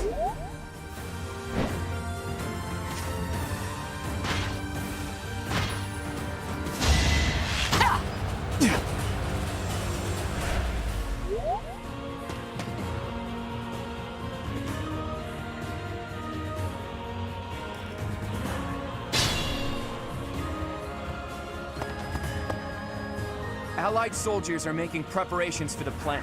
Protect them.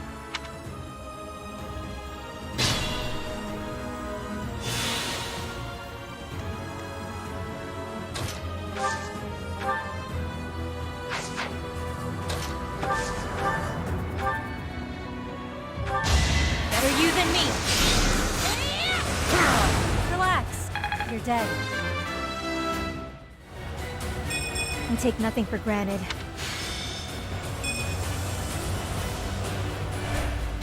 Good work.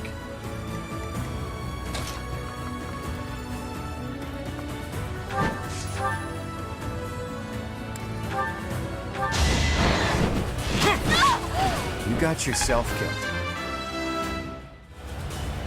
More battles means more strength.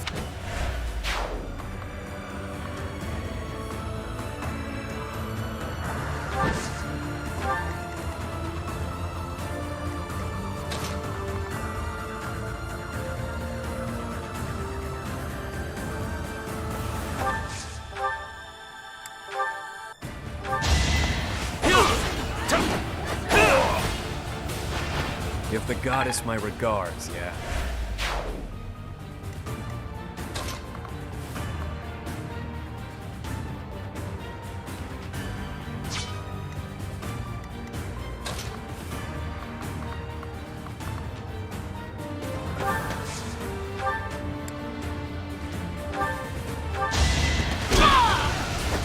You're fresh out of luck.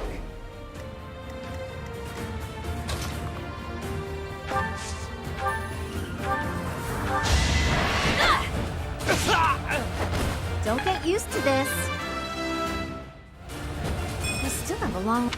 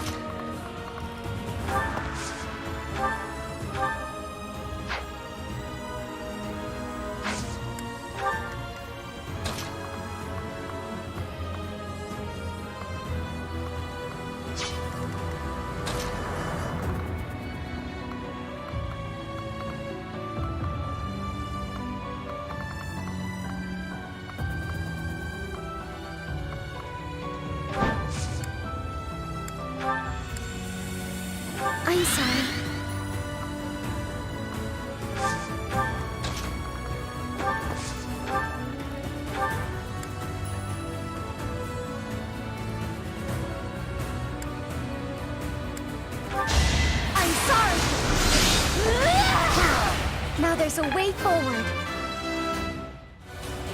I won't let... Impressive.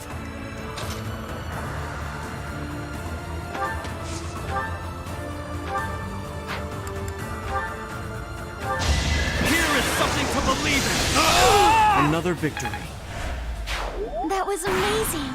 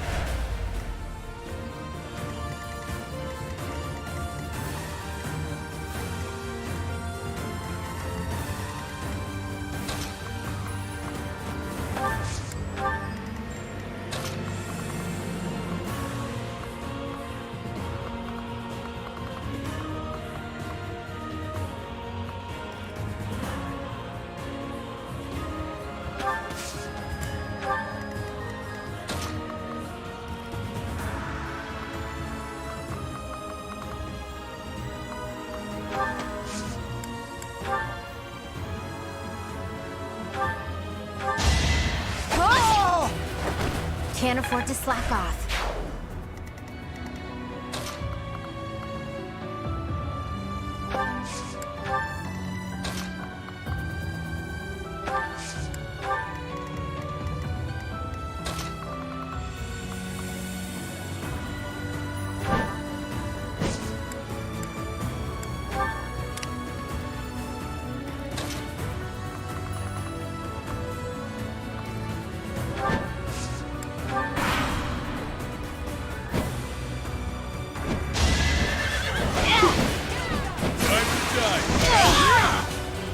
Smells like a brawl.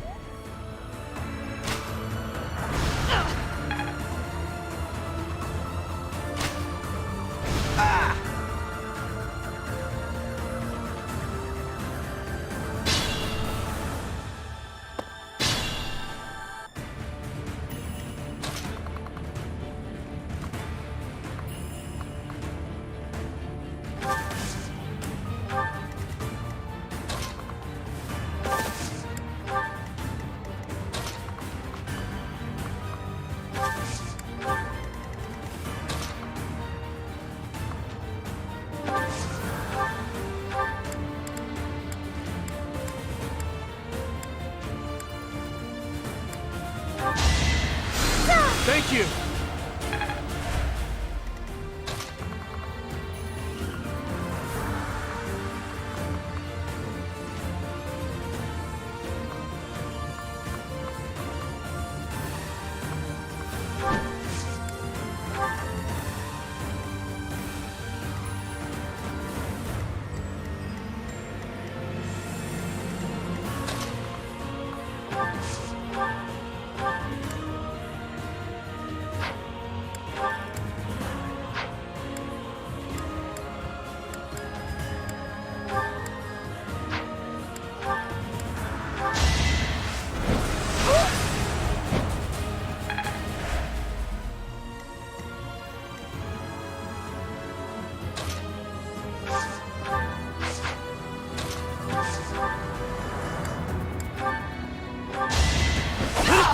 Once I've decided you're done, you're done. That'll do. For now.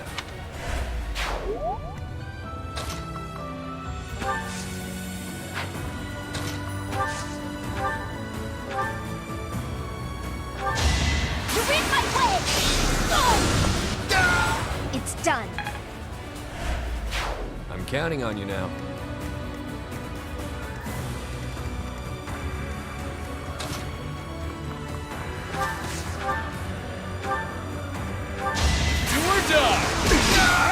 That's gotta hurt.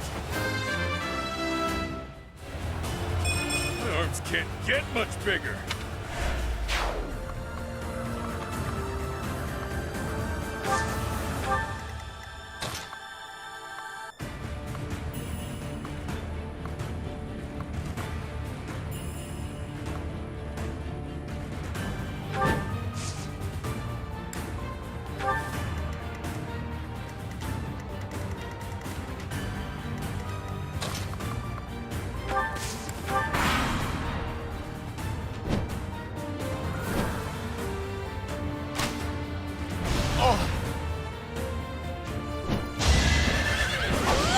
learn.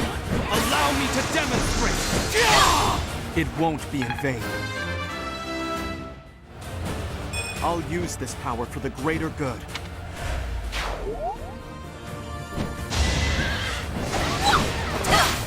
A nobleman does his duty.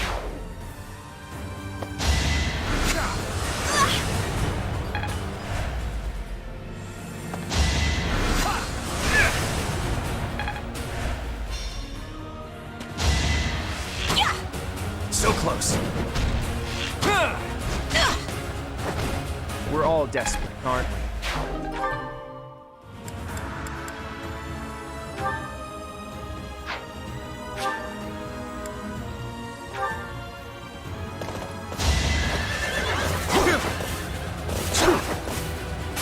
Watch this! You're fresh out of luck.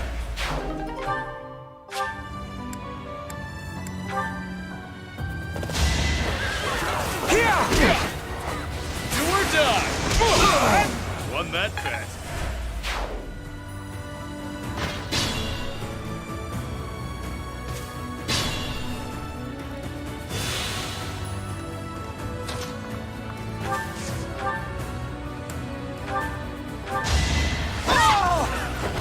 I fight for justice's name.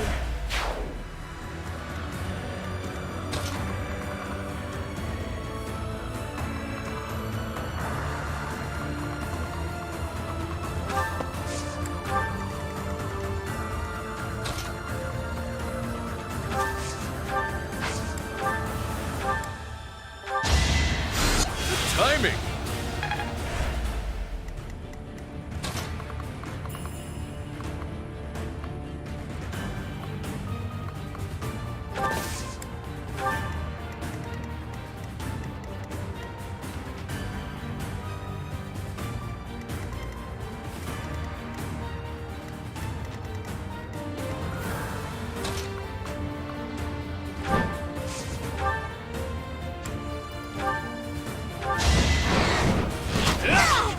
You got yourself killed.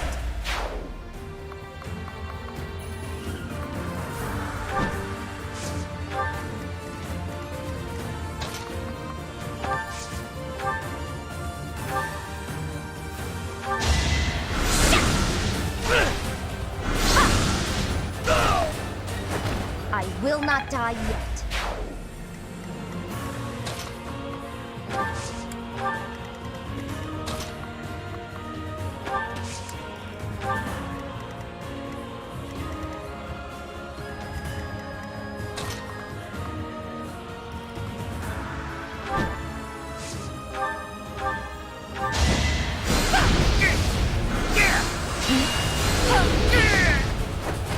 My joke of a life drags on.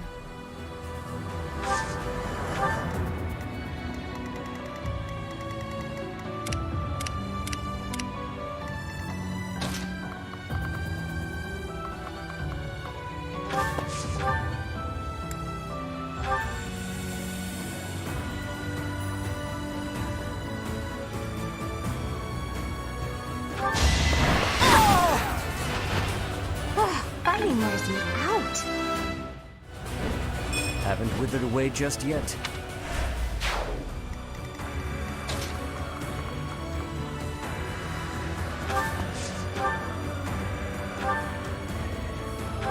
Ready to bleed? That's gotta hurt.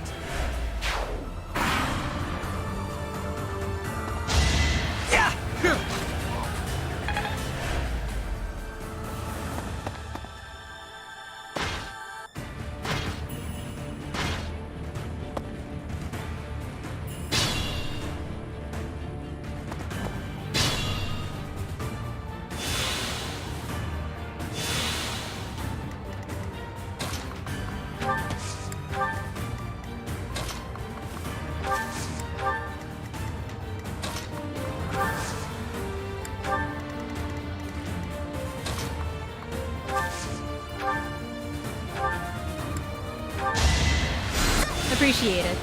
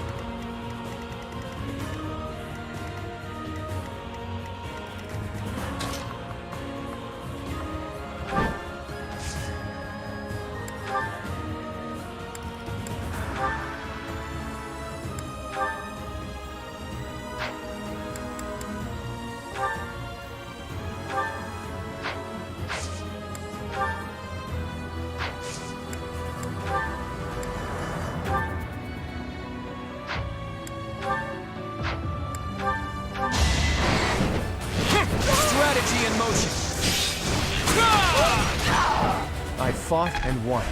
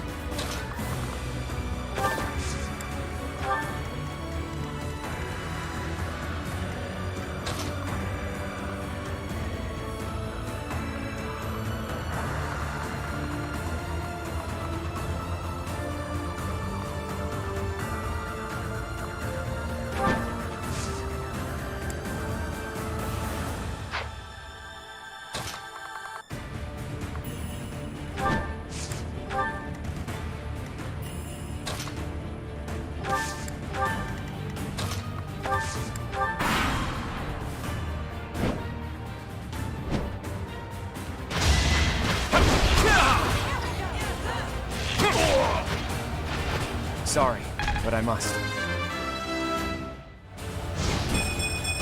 The weak fall, the strong live.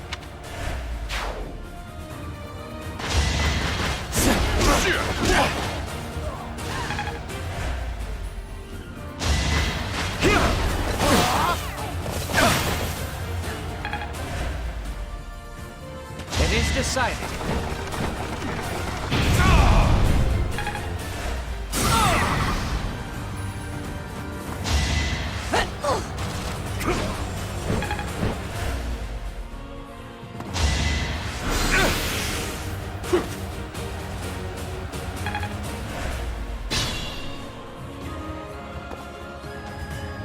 We're prepared for the fire attack.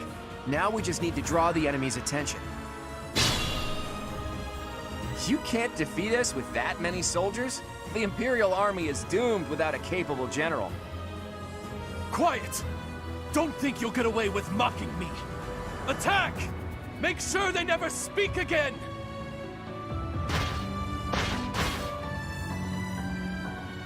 Now!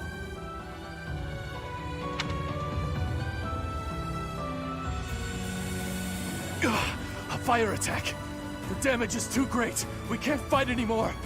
All units retreat! I'll take on our pursuers! Carry away the injured soldiers!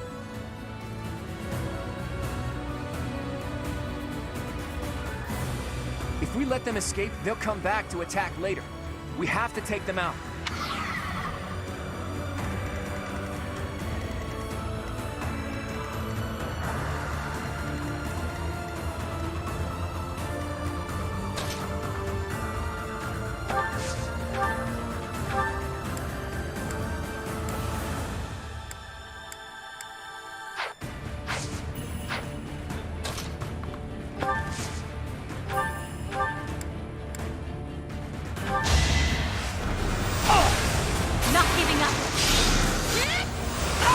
All this violence. And for what? Intuition?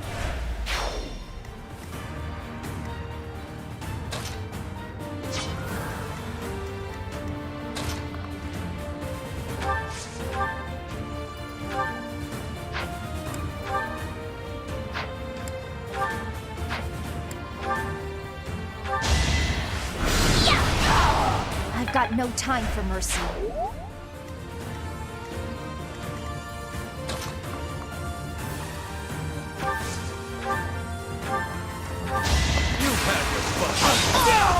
Don't expect any sympathy.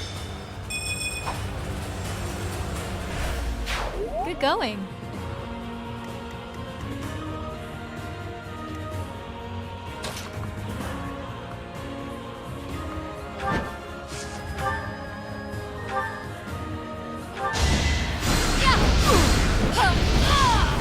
Imagine being defeated by me.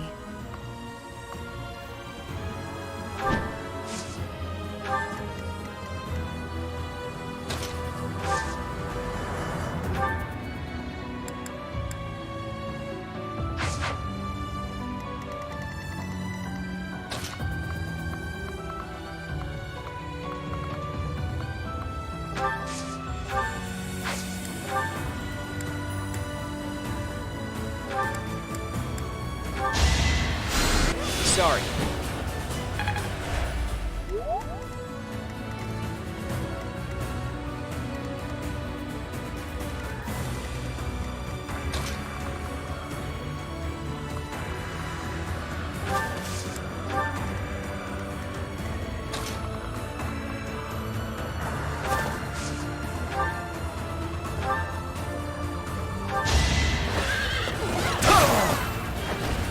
Our quarrel wasn't personal.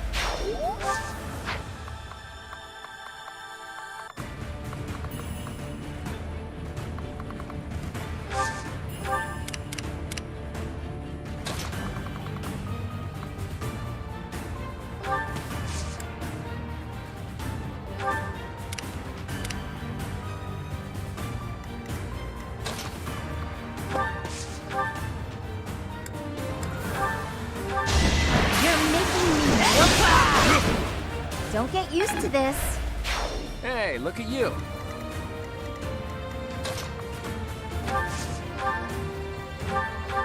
Do or die! You're fresh out of luck. Noted. Never end up on your bad side.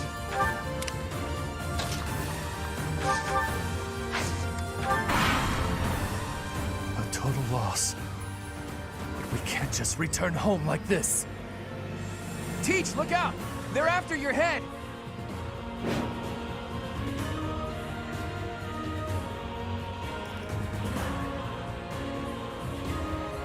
For my house, for justice, I will not be defeated! Here is something to believe in! Mother, please, I'm so...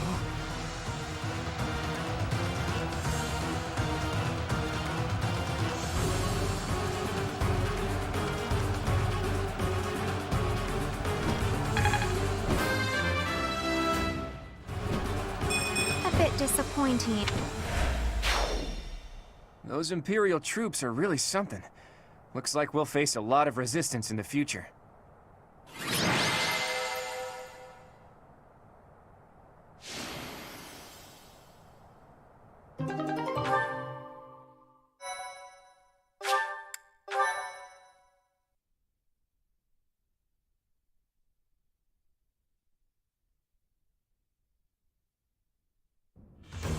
Phew, nice work. We won without much incident, thanks to all of you. I don't think the Empire will leave us alone now. What do you plan to do? I intend to ask the Alliance Lords to share some troops with us to bolster our forces. I will speak plainly. No matter whom we besiege for reinforcements, our envoys will inevitably pass through Gloucester territory. My father is being cautious not to give the Empire a pretext to intervene. Therefore, he is unlikely to allow even envoys to pass through. I guess I haven't told you yet, Teach. The Kingdom isn't in a position to be sending anyone reinforcements. After losing King Lambert during the tragedy of Dusker, a regent had been handling its politics. But then, there was a bloody coup.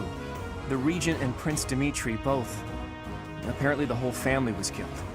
All bladed territory, including the Kingdom capital, is being ruled by those who are cooperating with the Empire. The Kingdom is no more. It's now called the Fargus Dukedom. The vast majority of the former Kingdom Lords bent a knee to the overwhelming power of the Empire and the Dukedom, and now fall under their jurisdiction. Some who formerly held power are continuing to resist, but it would be difficult for them to regain it. Oh, hey, I can think of one person who we can ask for reinforcements. Someone whose territory is really close and who's on good terms with Claude. Ah, the hero of Daphne, I presume. I've seen her before, and she does seem to be reliable. You're talking about Judith, right? I bet she would lend us a hand. That's right, you've met her once before, Teach. She's a fearsome one-woman army. She did a lot for me, even before I was recognized as the heir to House Regan. I don't like the idea of owing her more than I already do, but given the current situation, sacrifices must be made. I'll reach out to her. As for the rest of you, prepare for our next battle.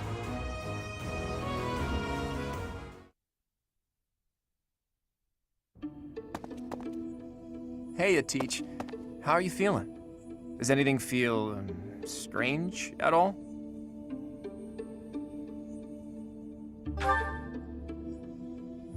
Good.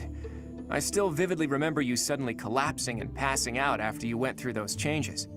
But maybe that's not a concern now that you've spent 5 long years napping. Your command bringing my schemes to life. That's just how we fight best.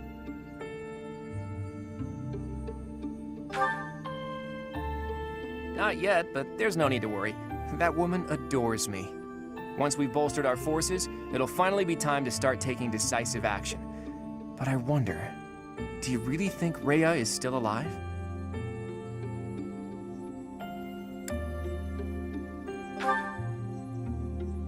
There's no telling, but it's also hard to imagine the death of someone as important as her staying a secret. I wonder where she is and what she's doing.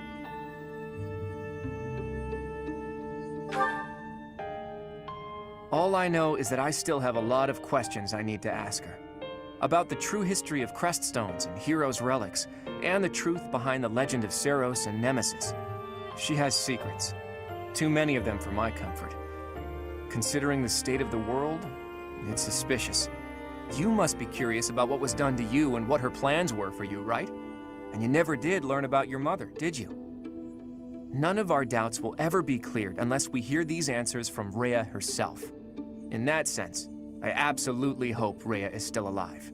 But as far as Fodlan goes, I do wonder what a world without Rhea would look like. The majority of people in Fodlan believe in the Seiros faith that Rhea preaches. That's why they accept the noble system as if it were the only option, and refuse to associate with those who believe in anything else. That closed-minded philosophy is the reason why Fodlan's throat is locked tight. But if you remove the Archbishop who strictly advocates that doctrine, that worldview is no longer an absolute. There's room for free thought. The leadership of the Church would undoubtedly fall to you, and you would hold the power to change the shape of the faith, of the world. Then, for the first time, people would truly be free to think for themselves, to decide what's right and what's wrong. Honestly, I believe Edelgard is probably hoping to achieve something very similar. But her methods require too much bloodshed. That's not something the world can get behind. Anyway, the best thing we can do is find Rhea and hear what she has to say. Oops. I guess I've been going on for a while now. Sorry about that. You should get some rest.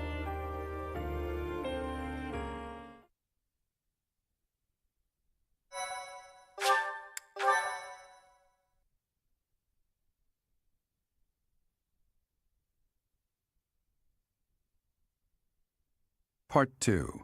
Verdant Wind. Pegasus Moon. Valley of Torment.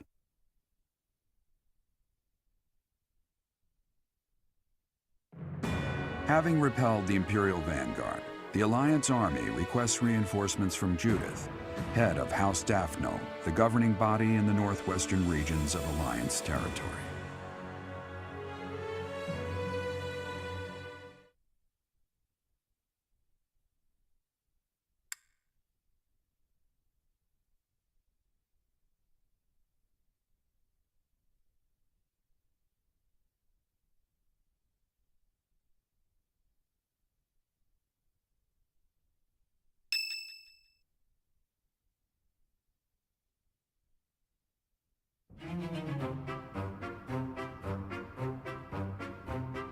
What? Not enough left for seconds? I'm barely half full! I can't grow if I can't eat. I have some good news for my hungry friends. We got a reply from Judith. Mr. Leaderman has called a meeting about it. Hurry up, everyone. We finally received a reply from Judith. The hero of Daphne has agreed to support us with soldiers and supplies. She's gonna give us food? She really is a hero! Now, regarding where we're going to receive the delivery... As this is a request from none other than the leader of the Alliance, I wish that I could send troops at once. However, openly marshaling soldiers within my territory could provoke other members of the Alliance. Therefore, I will secretly gather troops in Aelel, the Valley of Torment. Will your group be able to receive the soldiers at this location? From there, it should be safe to return to the monastery by following the border between the Alliance and the Kingdom.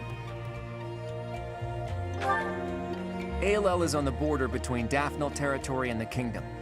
It'll make sense when we get there, but it's a peculiar region. I recall there being a scary legend about it. In any case, if we use that valley, we shouldn't have to worry about being noticed by other Alliance lords. Aelel, the Valley of Torment.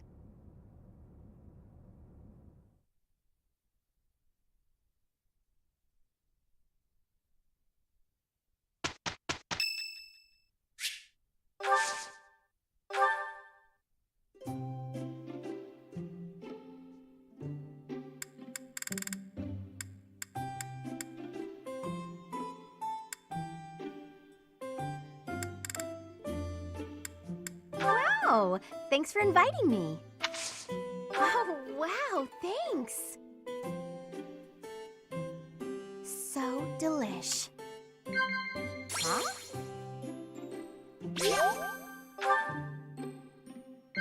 Yep. Wow. Huh?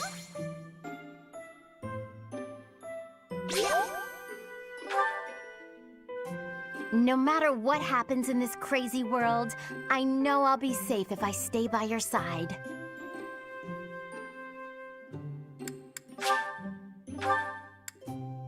You think? Thanks for the tea. I hope you'll invite me again.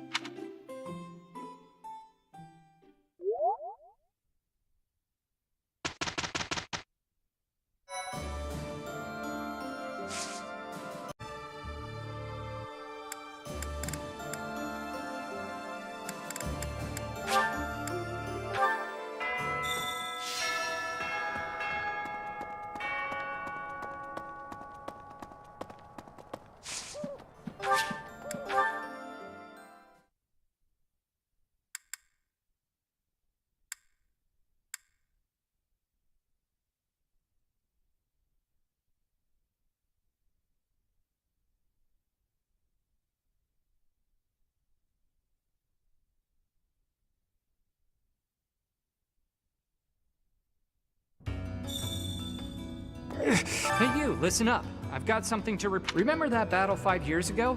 Oh, I'm guessing you do. He said he was going to check on things up top, but lots of knights have returned, but not him. So, Judith is on our side now. That right?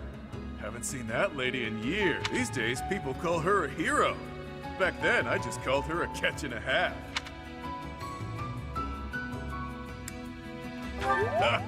If only. No, I was a kid at the time. But she still managed to catch my eye. She was the second loveliest lady in all of Fodlan. Who's the first, you ask? That's my little secret.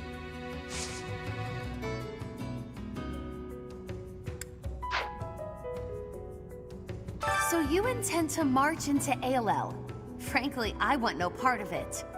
Surely such an uneventful journey won't require my presence.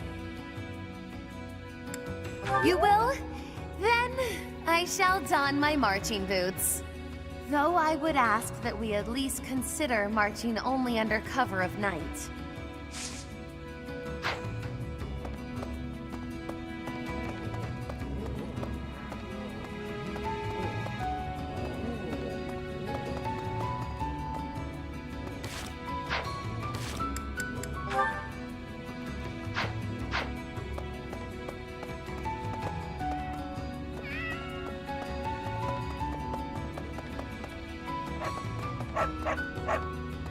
Need something? See you again soon.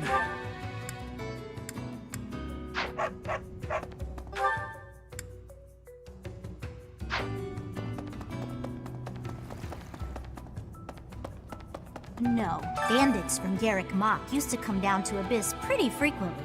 We never dealt with them, though. We refused their offers at every turn. Sometimes we had to use force. I was happy you finally drove them out for good. Only then there were beasts all over the place. When the monastery fell to ruin, we lost all hope for support from the church. Most able-bodied folks abandoned Abyss for the surface around that time. Since then, we've been barely scraping by.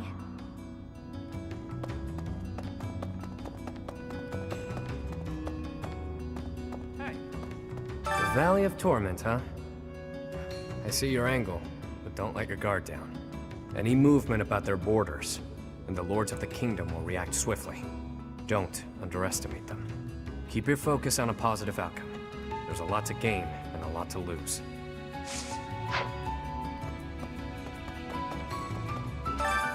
Why, hello there.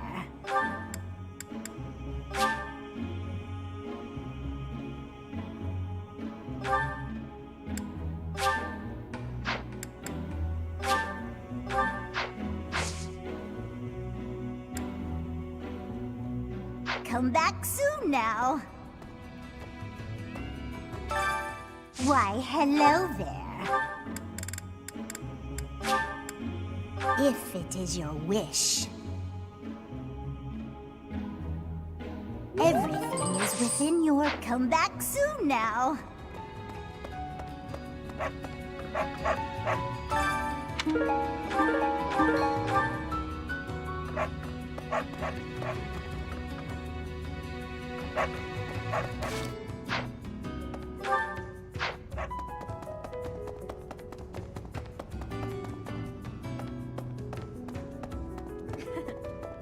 The Valley of Torment. Isn't that the place where it's scorching hot year-round? You know, I've always wanted to see the world. That's why I left my village. And here I am, traveling to all these interesting new places to kill people. Not what I had in mind. Maybe I'll find some time to admire the scenery. Though people might get mad I'm not taking this silly war seriously. Oops, that was close. Almost sighed.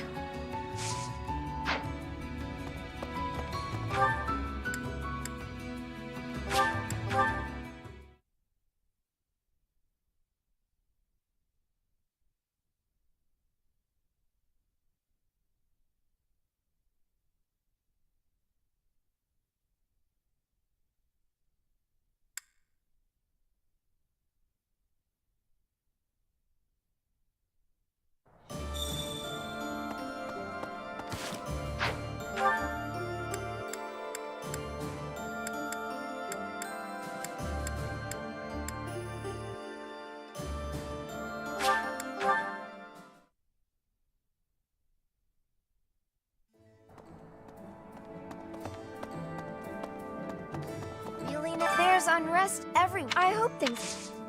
Hey, how about a favor?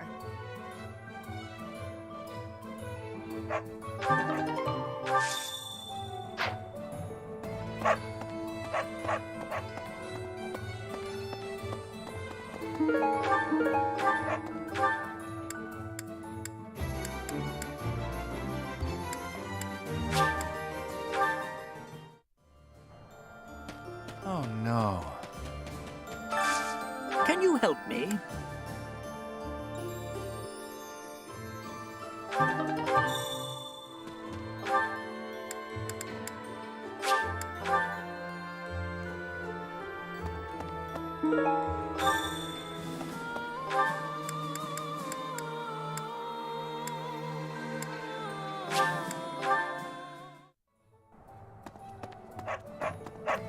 Feeling appreciated.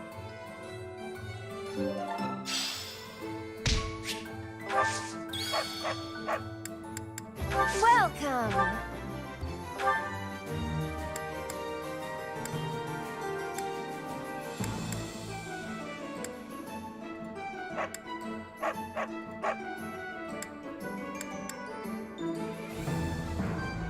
Is that the one? Thanks a bunch.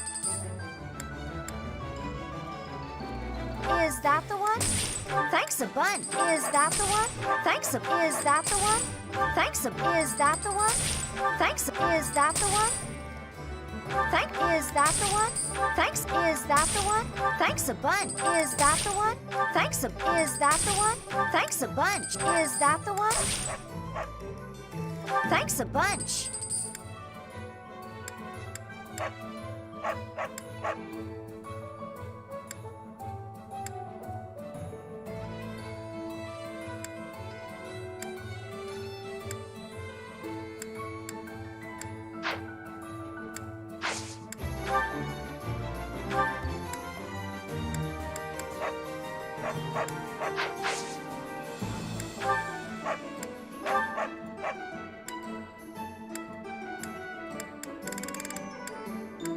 Is that the one? Thanks a bunch.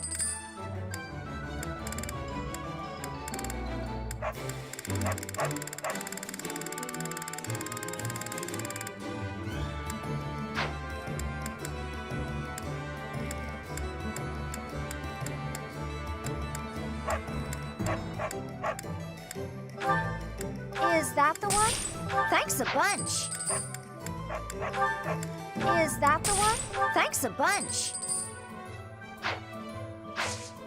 Come back soon.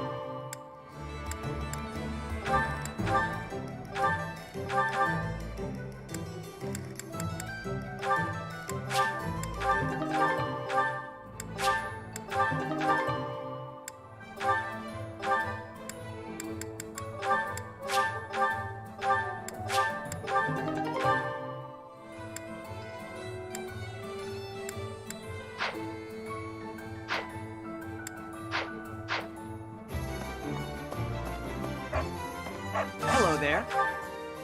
This one, yes? I think this one, yes? I think this one, yes? I think this one, yes? I thank you. This one, yes? I thank you. Return soon, please.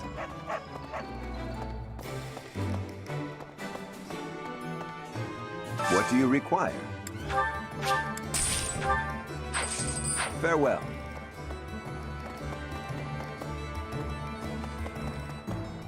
Professor? Greetings, Professor!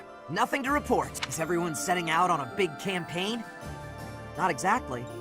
Ah, so you're meeting up with the reinforcements. Well, you can leave guarding this place to me. I'll keep an eye out for anything suspicious.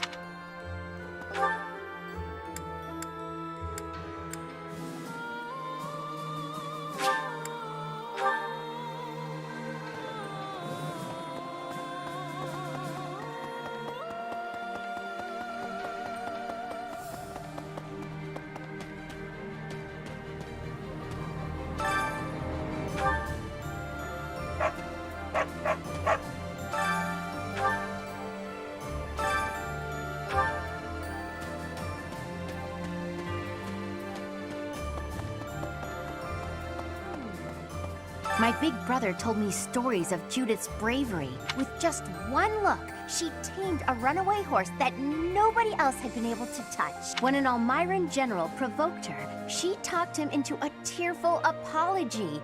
She's spectacular. I wish she'd fight alongside us. Excuse me, could you do me a favor?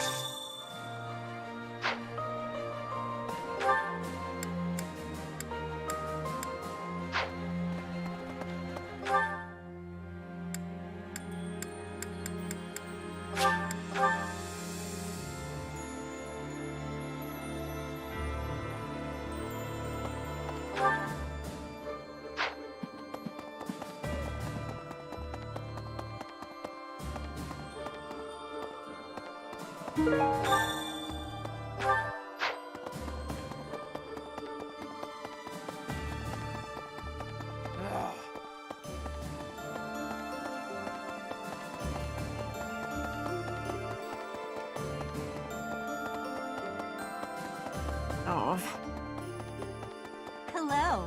With the Fargus dukedom in place, the kingdom is essentially no more. The majority of the lords who once belonged to the kingdom are now under the jurisdiction of the Empire. Even the houses that haven't bent a knee yet, like House Fraldarius, will soon be crushed. It's only a matter of time.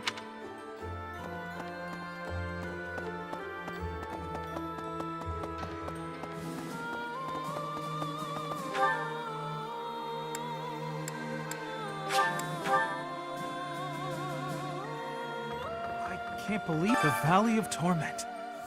I'd heard of it, but I never expected to go there. It's exciting. I wonder what the landscape is like. It probably is dangerous, but I still want to get there and see it as soon as I can.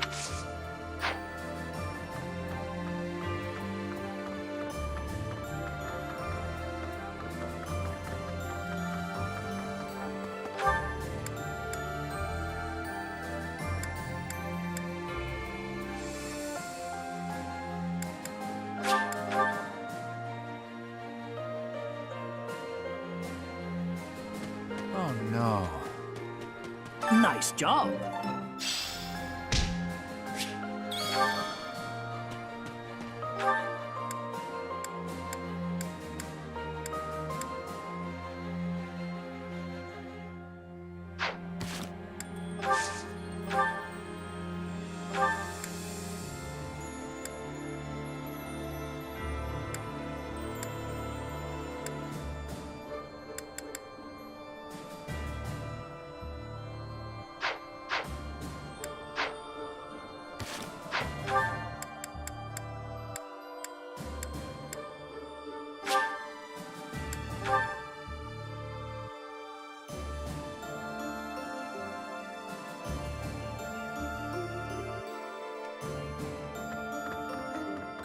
Valley of Torment. Valley of Torment. I once read a book full of legends surrounding ALL, but I can't seem to remember.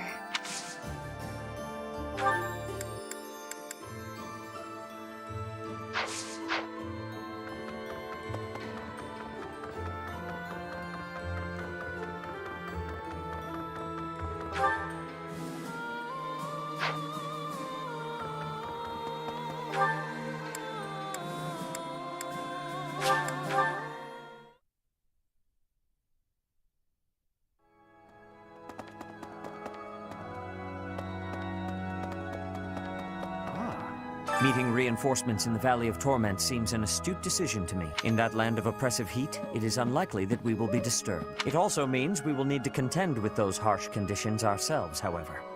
Best ensure we are well prepared.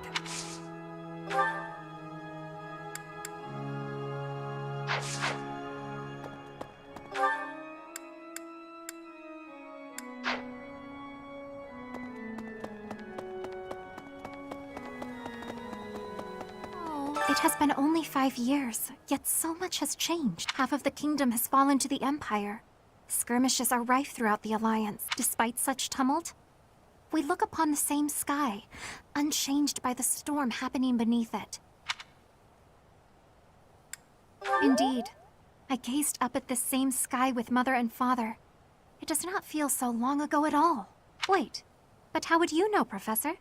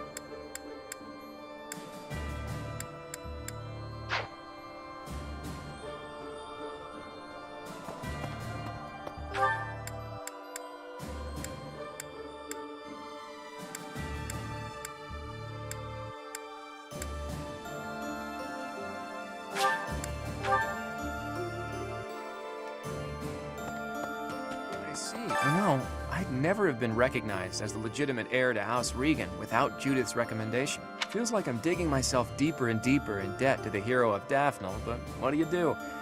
It's all been worth it. After all, we need the Daphnel army for our next move. It's possible we'll have to deal with our enemies sooner than later. Be prepared, Teach.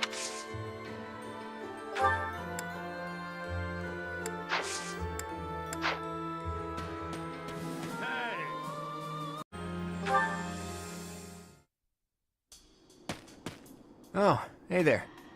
What are you doing up at this hour? My brain's just busy. Thoughts keep going around and around in there, and meanwhile my eyes are wide open. At times like this, I like to gaze up at the stars to clear my head. I've been that way since I was a kid.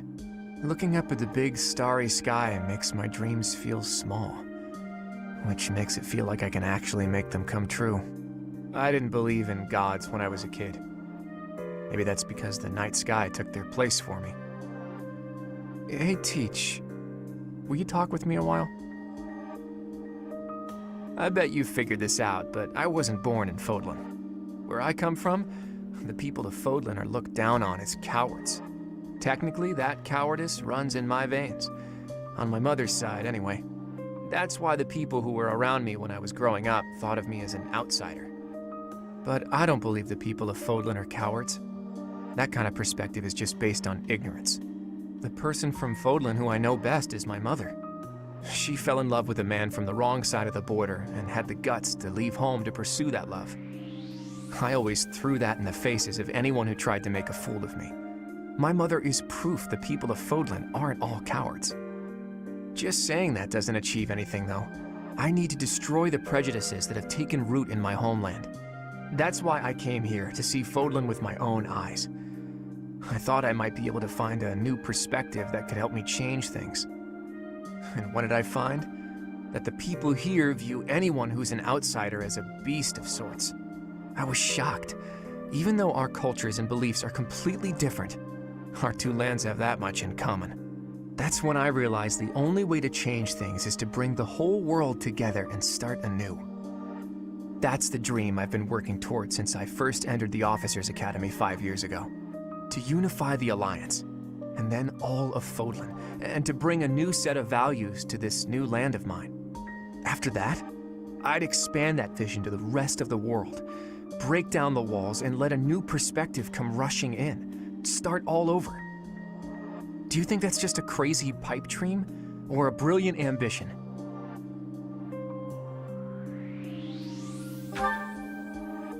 Not too long ago, I would have said it was too much for me to accomplish on my own. But that's not how I feel anymore. And that's because I have you on my side now.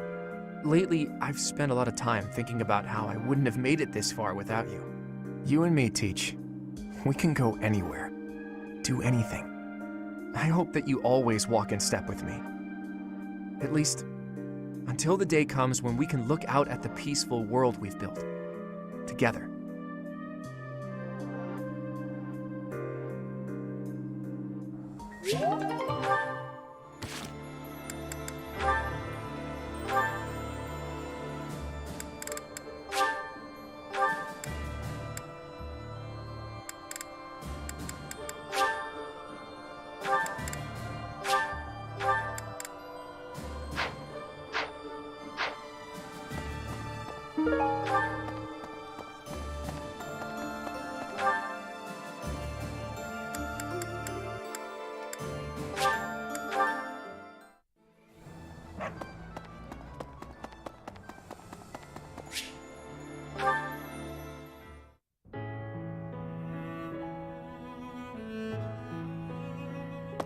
Hey, friend. Thanks for joining me when I had to deal with that mess a while ago. You were a real help. I wouldn't say you fully earned my trust, but you've earned something for sure. I owe you. I would like. Open offer to share your desires. But if the price is too high, I reserve my right to refuse you. I was just rummaging through what we recovered from the Scorpions. and I stumbled across something pretty special to me.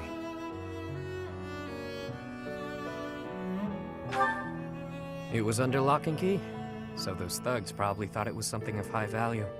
The Elder gave it to me when I was small. Losing it really got me where it hurts. I guess it couldn't hurt to tell you about it. Can't quite remember how old I was, but my mother had taken in an elderly man wandering the town. He was worse for wear, could barely even walk. She nursed him back to health under our humble roof.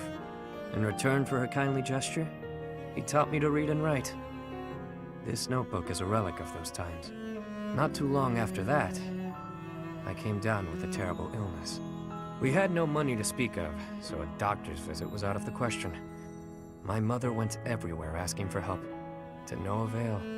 And then the Elder stepped in and saved me. I don't know how he did it, or what it was he did.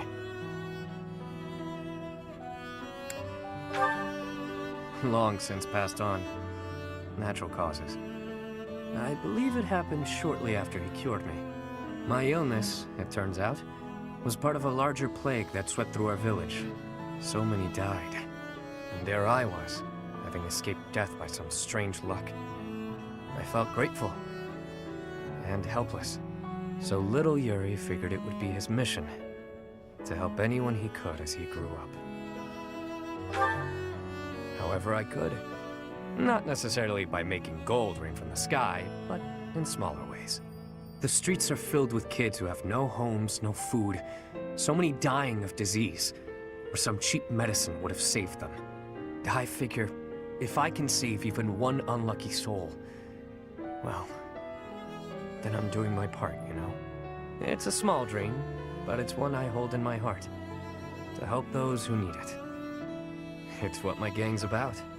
When I recruit my people, it's to that end. To give them a home. The turf wars, the gang, all of it. To honor that dream.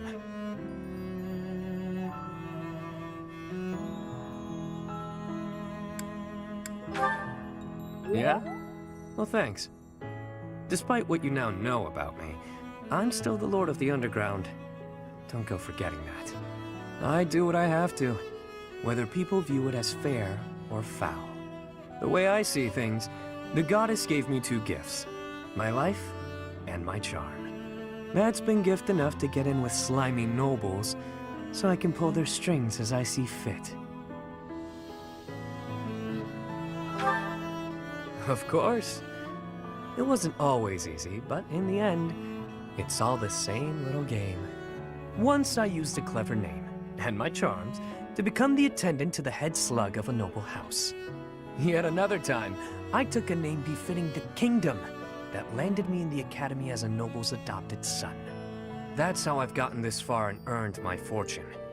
In doing so, I've spread my wings of protection further, to help those who need it most.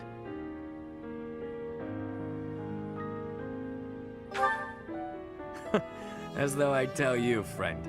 But perhaps you can share what it is you think, hmm?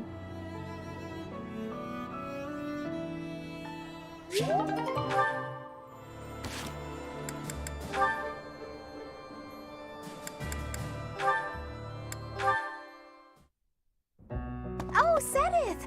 Good day to you, and farewell. Just a moment, Hilda. How are you feeling? Sorry? Oh, fine. I'm doing just fine. I'm glad to hear it. I had heard that you requested a substitute for your cleaning duty due to an illness. You really do know everything, Sedith. Just prior to that, you also asked for someone to take your place with table setting. I believe that was due to a wrist injury. It was not too serious, I hope. Ah, you heard about that. The wrist is all healed up, thank you. I seem to recall also that you declined to participate in a mock battle. That was due to a headache, yes? I have a very fragile body, you see. It's so kind of everyone to make accommodations. Indeed. It is a great friend who offers to help without complaint. See that you treasure such friends, and that you return the favor. Of course. course. Well, then I should really be... By the way, Was there something else you wanted? it so happens I am on my way to the chapel to offer my prayers. Would you care to join me? Oh, no, I wouldn't want to intrude. I've already offered up all my prayers for the day. Marvelous. We must always remember to give our thanks to the goddess. It is essential that we offer our prayers to her each day, that we reflect on our deeds and strive to live as she would want us to live. For the goddess sees all that we say and do. Oh,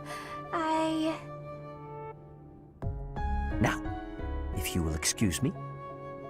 Of course. Goodbye now. How is Sedith so scary? It feels like he can see right through me. I guess that's his way of saying stop being lazy. I wish he'd just scold me outright. This is precisely why I try to avoid him.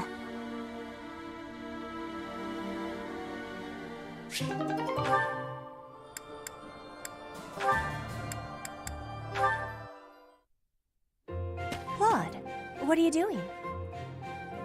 The training equipment needed maintenance, so I thought I'd give it a good cleaning and some oil. Why is that for you to do? If you intend to use something a lot, it's on you to take good care of it. You are a noble who does not have fear of working with hardness or becoming dirty. And you can climb trees.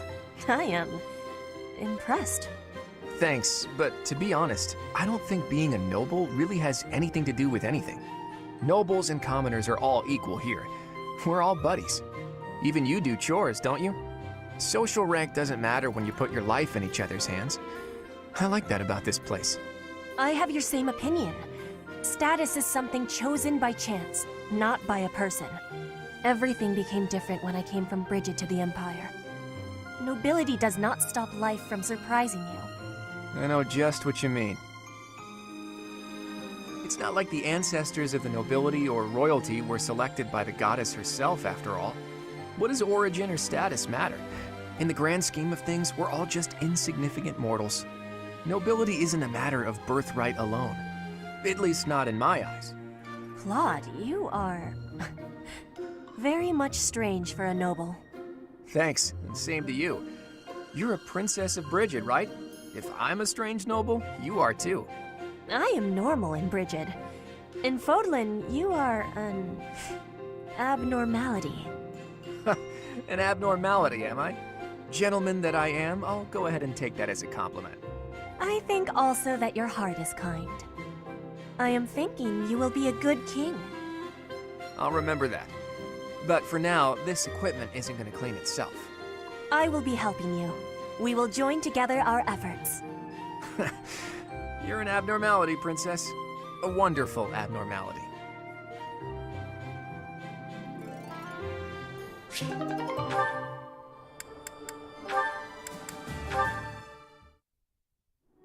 Picking wildflowers? Seems such a common activity for someone like you. To me, the most beautiful flower is the one that blossoms by its own strength. Lysithea, please accept this as... Knock it off! Sorry. It's just that the thorns are a bit sharp, and I'm not a fan of killing nature. True sympathy, even for the smallest wildflower. I admire your kindness. When you inherit your house, that kindness will be a balm to your subjects. They and the neighboring lords will trust you instinctively. Politics. Again. The Alliance has been harmed in the past by lords who thought only of themselves, who saw others as a means to an end. But you understand others' pain. With you around, I am quite hopeful that the Alliance will flourish again. That's not something you should get your hopes up about. House Ordelia will end with my father. I'm sorry? I understand you have a distaste for politics, but could you really allow a noble house 3 centuries old to fall to ruin? This goes beyond you and even your house. What would become of Fodlan if all its noble houses withered away in such a manner? The people would be in disarray. The balance of power would crumble. chaos would rule. No, it's just... my body, unfortunately, is not built to last. And I have no siblings. When I die, that's the end. What? Noble birth has been nothing but a source of pain for me. For me, and for my parents. We got sucked into the rebellion in the Empire, and it led to many responsibilities for us. The things we went through. I can hardly bear to speak of it. All I want now is to give my mother and father the chance to live out their years in peace. I intend to do whatever I can to ease the hardships of our people, while I still have life left in me. Naturally, I worry about what will come to pass after I'm gone. But I'm sure things will work out, so long as there are people like you around working so hard for a better future. So you have been thinking of the future, even despite all of that. I am so sorry. I had no idea. Lysithea, I have offended you most persistently. Please find it in your heart to forgive my impudence. Don't worry about it. If you're so insistent upon being my friend, I'm sure more tasty snacks and tea will help persuade me. But if speaking of the future holds such importance, better to find someone who actually has one. I understand. Yes, let's take tea together again soon.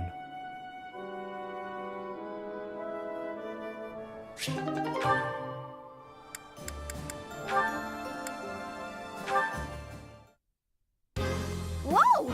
Easy there, big guy! I'm fragile, you know. Stand back, Hilda. I've got this. Whew! Thanks for the help, Balti. Are you okay? Want this? It's nothing. Oh! Ouch! You didn't have to do that, you know. I didn't ask you to get yourself beaten up. If I thought I might have to break a sweat, I'd have gotten out of there myself. I know, but I can't help but worry when I see you in a tight spot. Holst told me to keep an eye on you and all. It's the least I can do. Huh. I didn't realize you were still in touch with my brother. No, this was ages ago. Told me if anything happened to him, it was up to me to look after you. What could possibly happen to Holst? He's indestructible. True, but what would he think if I let you get hurt when I could have saved you? Not on my watch, pal. Ha! Good point. He'd kill you. It's a real concern. I may be the renowned king of grappling, but I still wouldn't want to take on Holst. He'd tear you to pieces. But if you did get killed trying to protect me, Holst would be crushed. Not as crushed as if something happened to me, but still, he'd be broken up about it. Maybe so. But in that case, at least he wouldn't think I'd messed up. As much as I believe in Holst, he also believes in me. Because of that, I won't ever let him down. And on that note, even if you think I'm in over my head, don't worry about it. I'd like for you to believe in me too. I can't stop worrying about you on command. That's not how worrying works. Fair. But I do what I do because I want to. If it lands me beneath the dirt sooner than later, well, save your tears for my funeral. Ugh, I hate when people talk about death like it's no big deal. Try to keep your stupid heart beating, all right?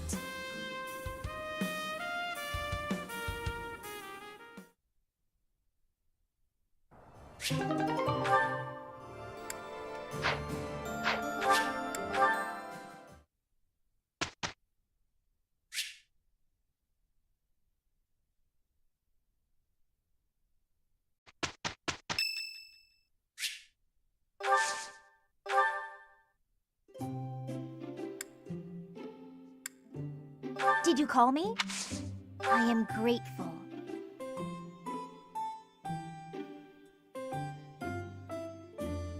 This is delicious.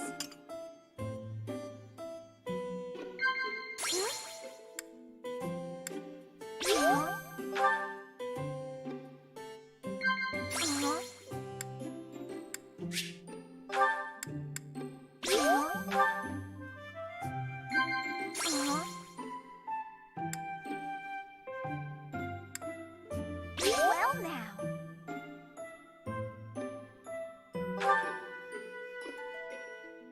talking to you feels worth my time. I feel there's a lot I can learn from you.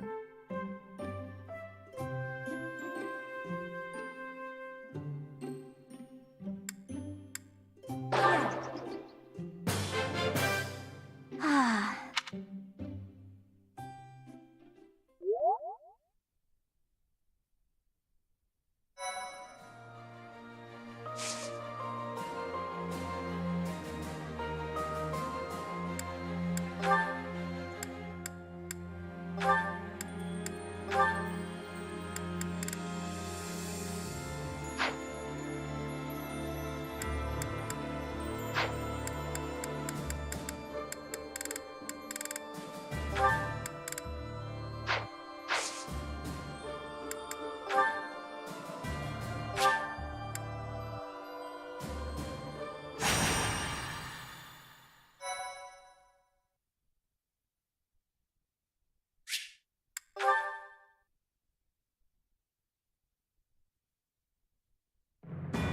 In response to the Alliance Army's plea, Judith has agreed to provide soldiers. To meet up with reinforcements, the Alliance Army sets out for Aelel, the Valley of Torment. Unbeknownst to Claude, something else awaits them there.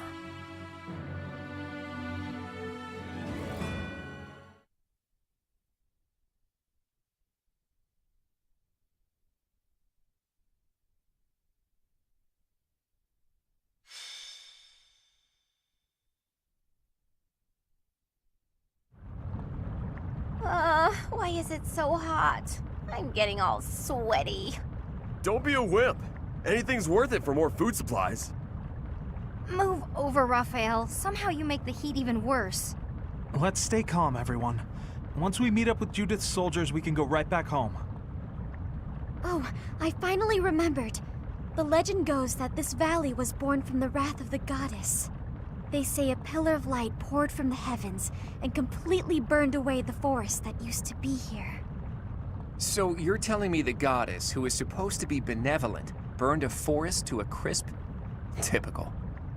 That's what the legend would have us believe, but it's not recorded in any of the scriptures. Either it's completely made up, or the goddess is some kind of monster. The time for idle chatter is over, Claude. Look over there. Ah, has someone come to greet us?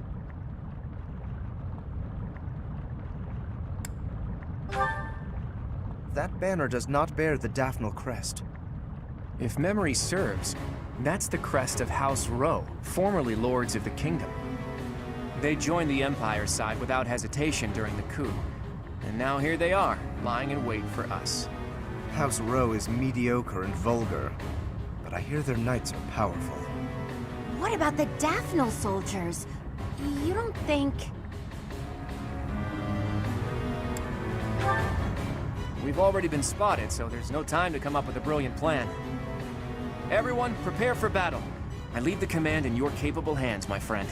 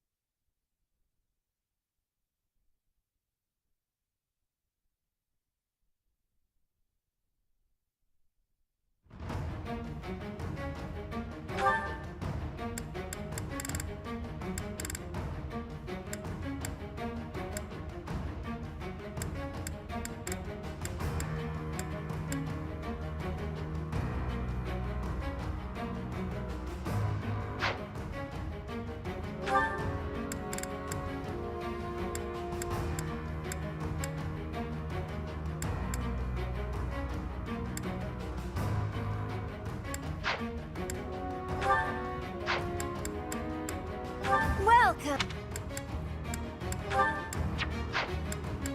Come back soon.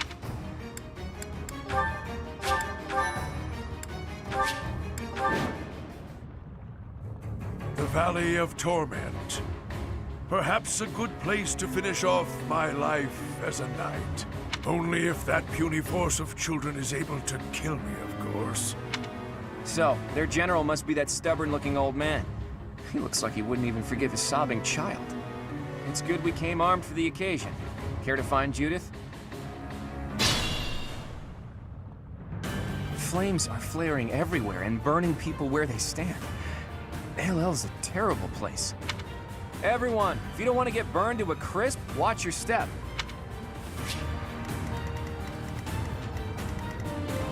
I will prevail. Sunshine.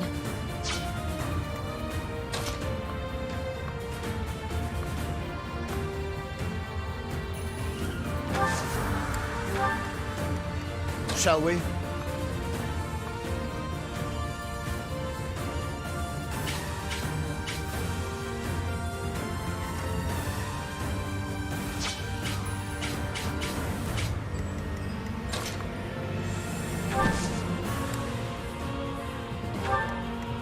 Why not? At the ready.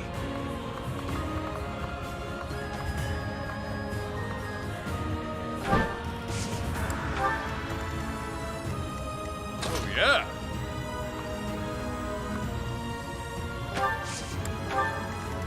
Let's make this quick. Shall we?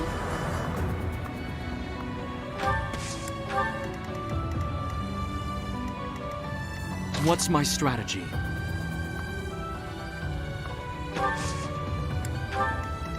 I'll do my best.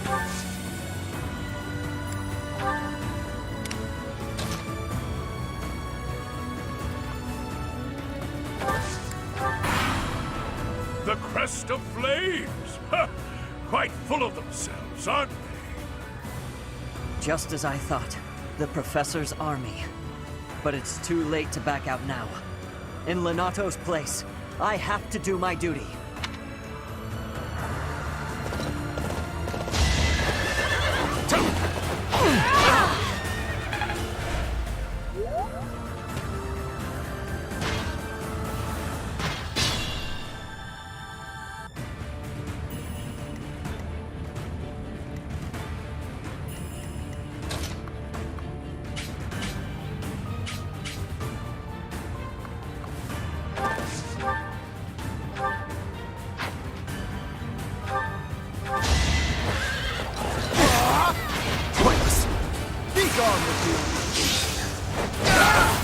Our quarrel wasn't personal.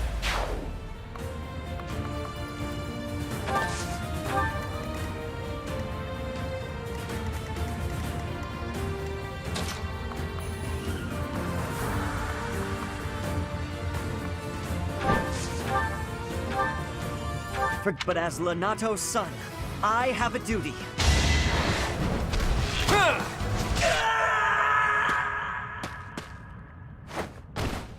I know this is it, but I don't want to die.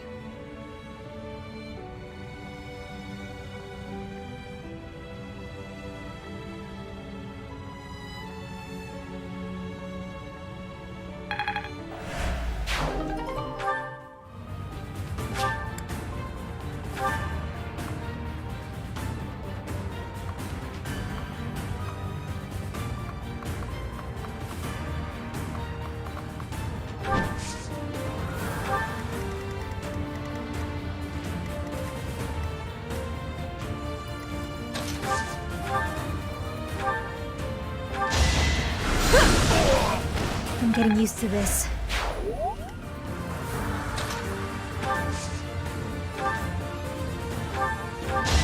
With all of my might! Witness Bridget Pride! For Bridget, I find strength to carry on. I work to grow.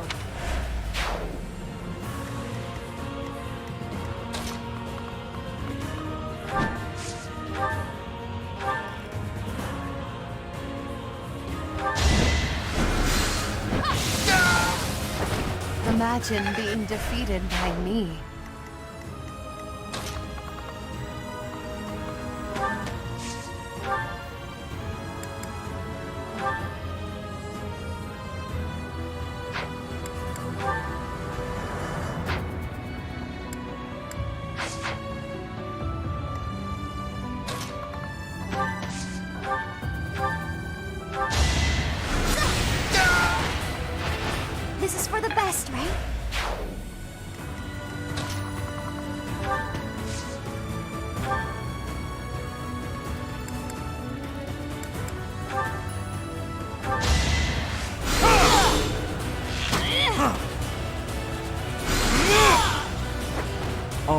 going to plan. I fully grasped this topic.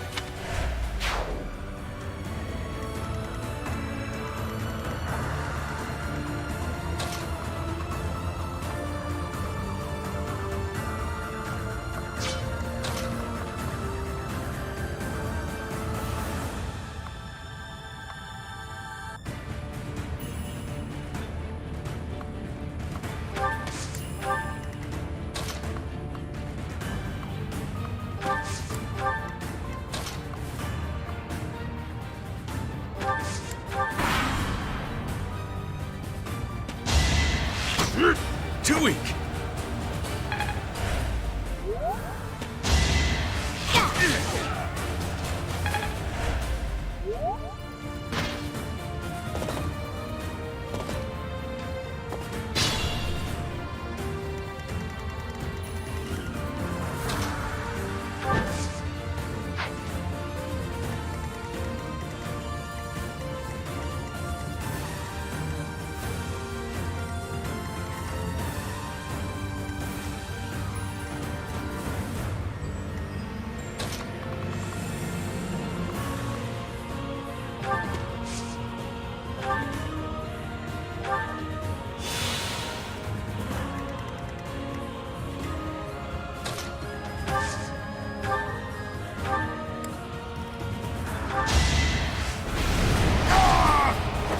I've got no time for mercy.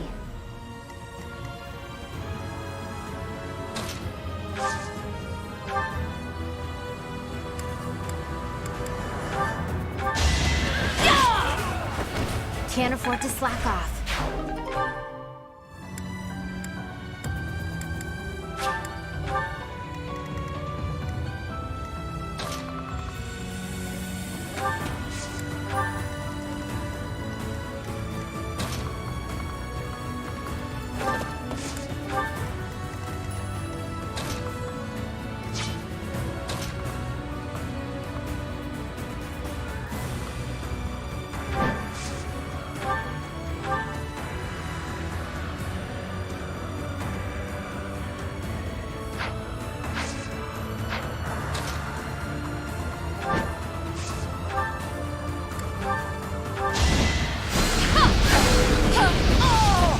They were sure to perish.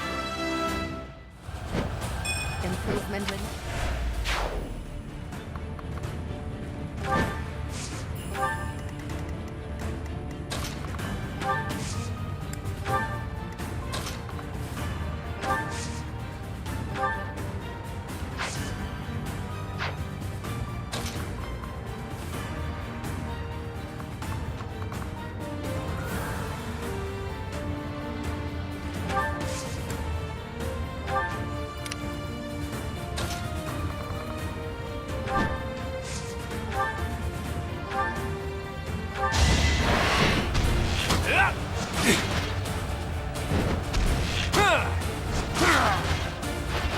A fitting outcome.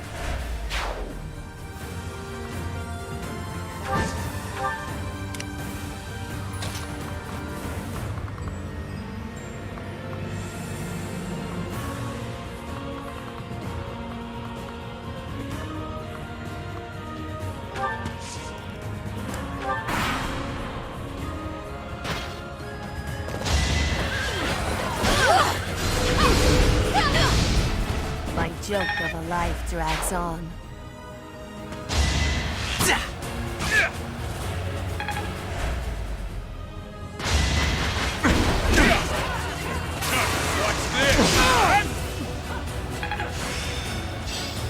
Practice.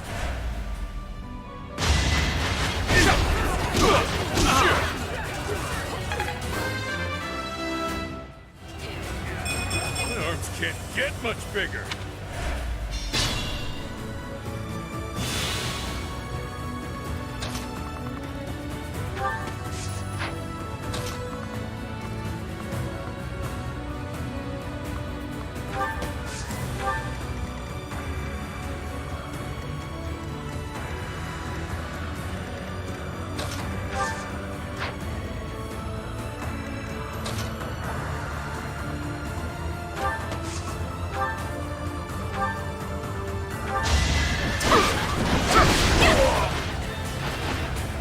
sorry, but it's you or me.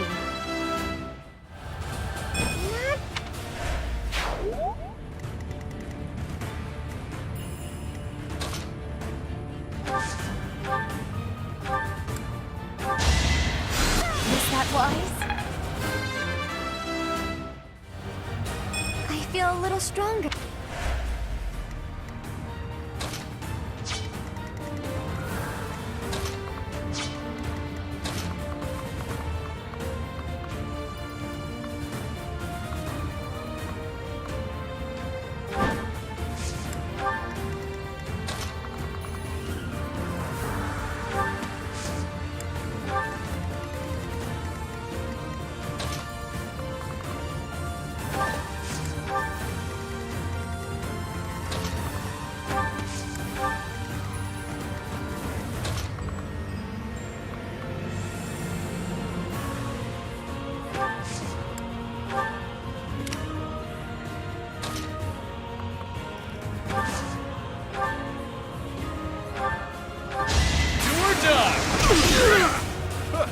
Smells like a brawl. I'm impressed.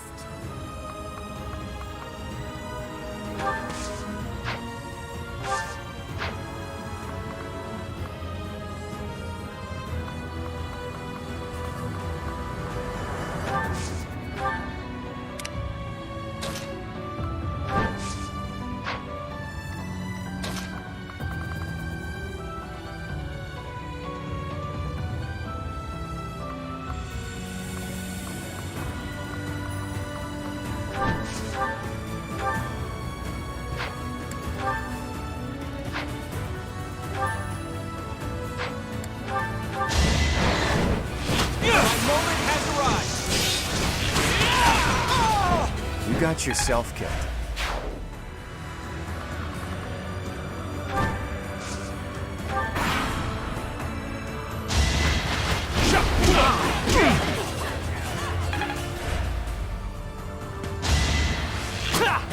Predictable.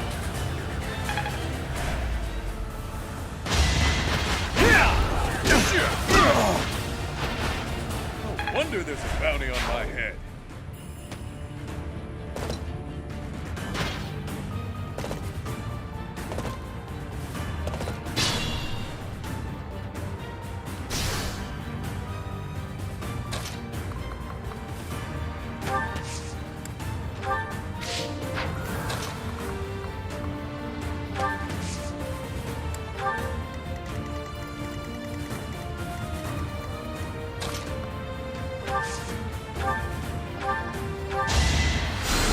Timing!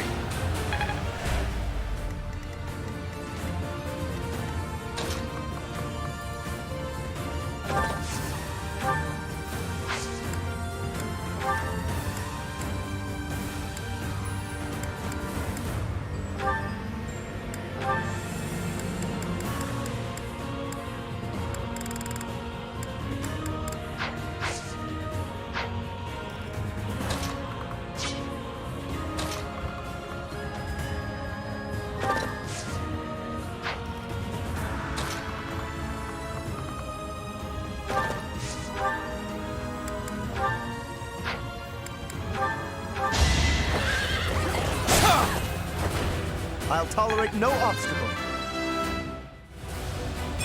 My skills are rising.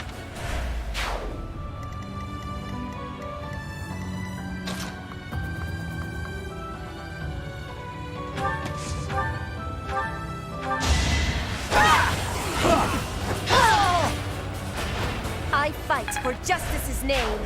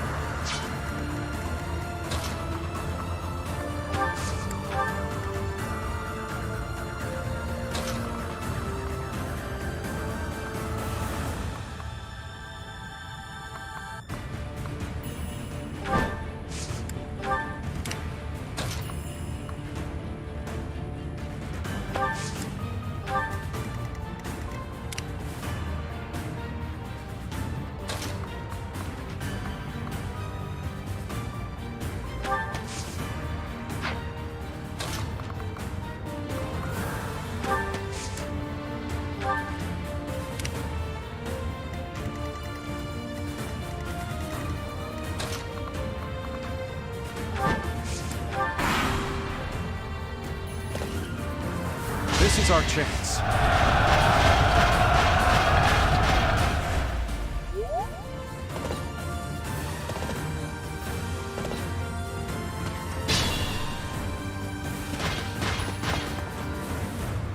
Oh, old Gwendol is here. And he doesn't look to be an ally. Oh, the hero of Daphne is here. I'll expect more from her than the young ones.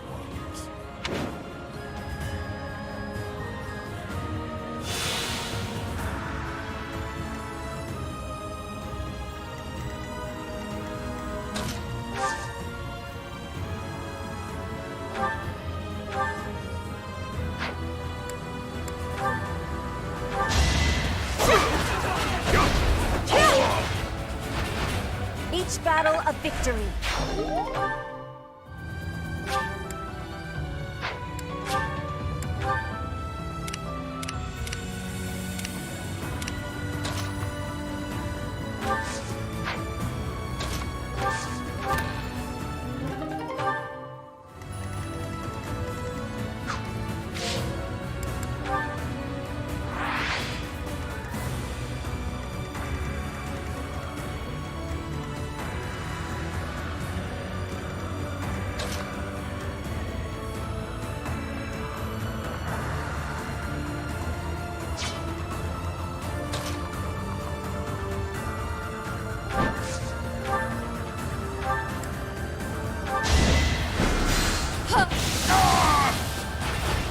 I mourn your ignoble death.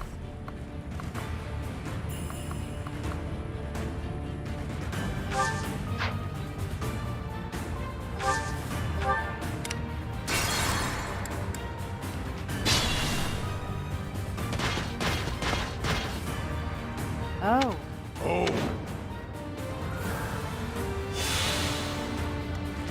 I will prevail.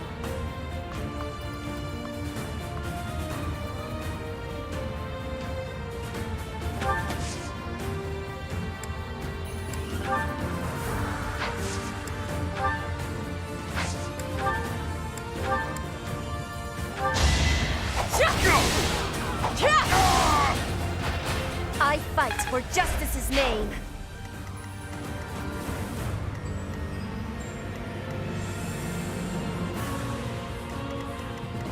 Sunshine.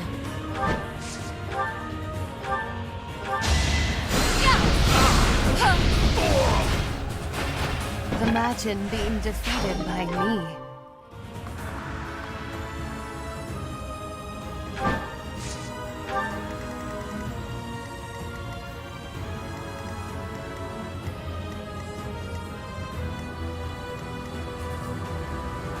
What's my strategy?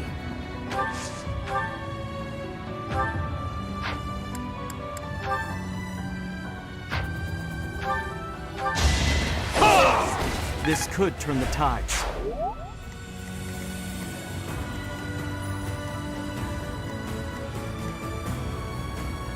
Oh, yeah.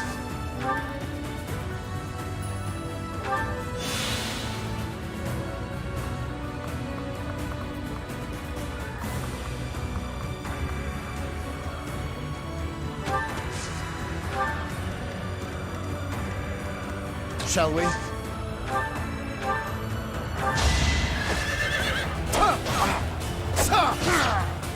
Too close for my liking.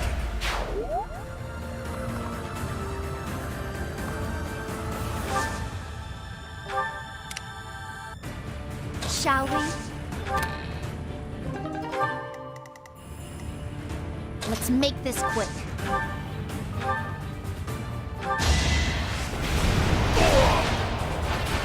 No time to slow down.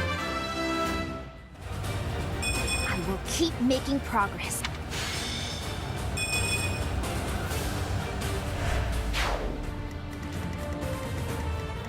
At the ready.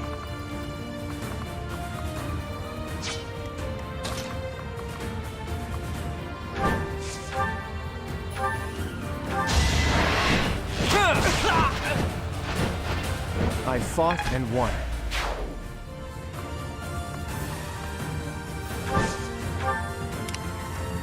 Why not? I'll do my best.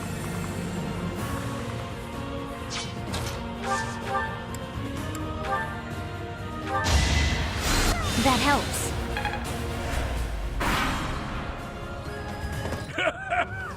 Does a whelp like you really expect to kill me? I am Gwendol, the Grey Lion, a knight by the hand of Count Rowe. Do your worst!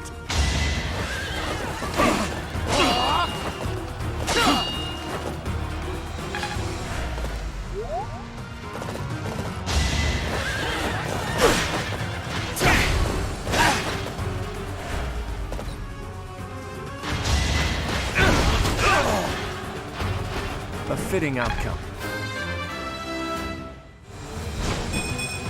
I can't afford this setback.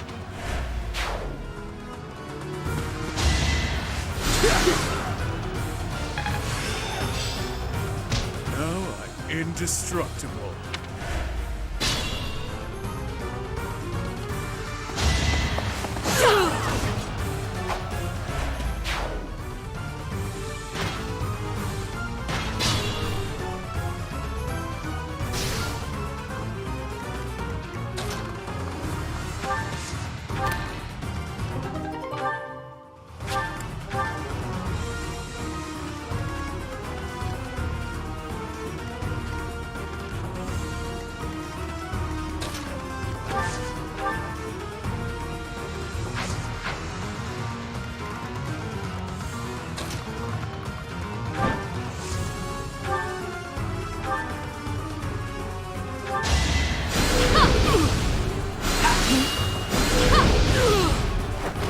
My joke of a life drags on.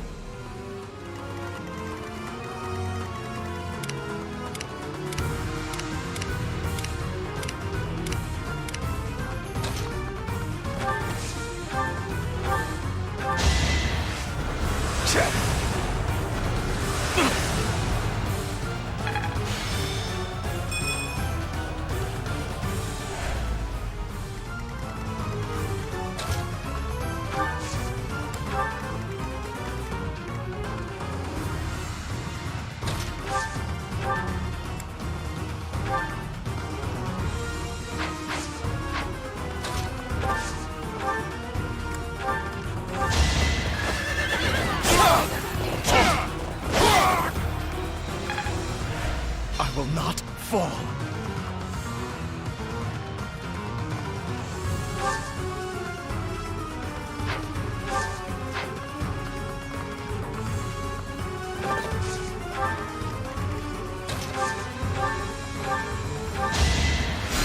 That helps.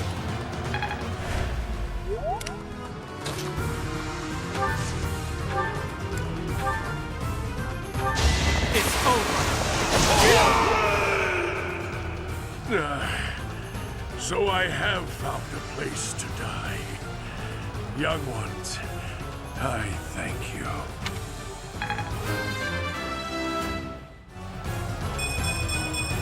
There is still room for improvement. A hard life sharpens the senses. That old man must have been struggling with the position he found himself in. It's time to gather ourselves and pull back our troops.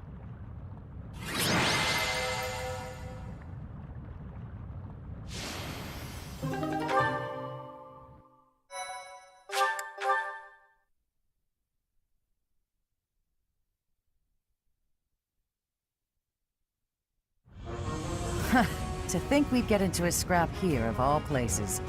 We're lucky we all made it out alive.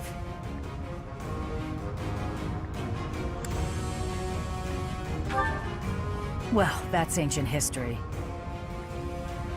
Anyway, long time no see, Professor. Are you still watching this boy's back? Can you quit calling me a boy in front of everyone? I'm the leader of the Alliance now. It's not proper. Not proper, is it? Says the leader who has neglected Alliance territory for years. If you're really the master tactician, you should go back to working quietly at whatever little desk you do your planning on. Don't call me that either. Who even came up with that nickname? It's a perfect title for a boy who loves crafty schemes as much as you do. You should be grateful to the professor. On your own, you'd look like a scoundrel of a leader. Claude's usually so flippant, but even he gets overwhelmed when Judith is around. As expected from the leader of the prestigious House Daphne, her dignity is beyond compare, even if she is no longer one of the 5 great lords. The 5 most influential lords of the Leicester Alliance. They hold the voting rights at the Round Table conferences. House Daphne used to be included among their ranks, but division from within has hastened their decline. Their vote has since been passed to the emerging Margrave Edmund. Thanks for the exposition, Gloucester boy. Boy? I will not. Now to business. There were some unexpected interruptions, but I've brought soldiers and supplies as promised. Thanks, Judith. I'll gladly take them off your hands. Hold your horses, boy. You're misunderstanding. These soldiers are precious to me. I made them what they are. I'm not about to loan them out to someone. No? Then why did you come here? What I'm saying is that I'll be joining your army. You're going to fight the Empire with the Knights of Seros, right? Fight for Lady Rhea? Not without me. That's admirable and all, but we still don't know for sure if Rhea is in the... Oh, she's there. A witness saw Lady Rhea being dragged off by the Imperial Army after the battle 5 years ago. Are you sure? One of my own saw it happen. I'm certain. So we were right in our decision to fight against the Empire. But you're the leader of House Daphne. Is it okay for you to leave your territory unattended? And what about you? Is it okay for you to leave the Regan territory unattended? That's... I've left it in the hands of a reliable retainer and... And I've asked that retainer to watch over Daphne territory as well. Wait. You just up and decided to get my retainer to do that without even asking me? No respect, this one. Oh, you haven't met him yet, Professor? His name is Nardell. He strikes me as a really special individual. And he's quite handsome, too. So that's your definition of handsome? No objections, then? Good. That settles it. House Daphne is now yours to command. I'm sure you'd come along even if I refused. So be it. We'll be counting on you, Judith.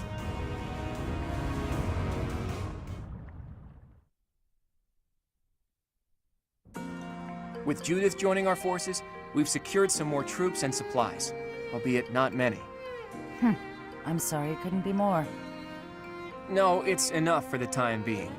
We'll use them to secure even more troops and supplies.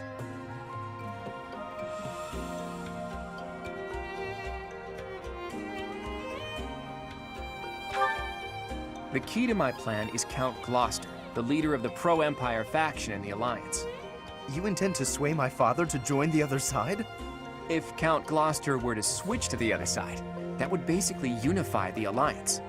Then we could utilize our full military force in the fight against the Empire. You don't mean to ask me to persuade him, do you? That would be quite impossible. I don't plan on it. We'll just take his concerns out of the equation. The Aramid River flows along the border between Gloucester territory and the Empire, right? Of all the bridges that cross it, the Great Bridge of Murden is the only one near Gloucester territory large enough for an army. Currently, the Imperial Army occupies it. So, if we were to capture the bridge... Count Gloucester would be freed from the threat of the Empire, thanks to us. But we have to pass through Gloucester territory to reach the Great Bridge of Murden, do we not? Yes, and if we attempted it, naturally he would try to stop us. I'm sorry, but I must ask. Surely you do not plan to engage in combat with my father? Don't worry. I want him as a future ally. What good would it do to waste both of our forces fighting?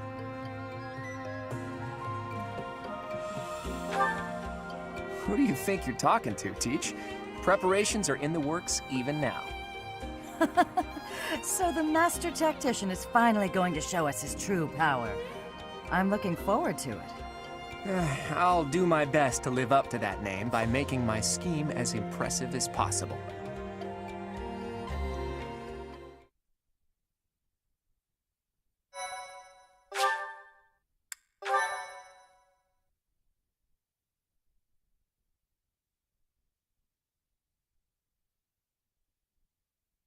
Part 2.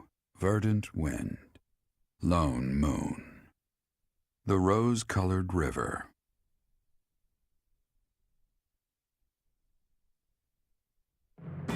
The Alliance army successfully rendezvous with Judith in Aelel.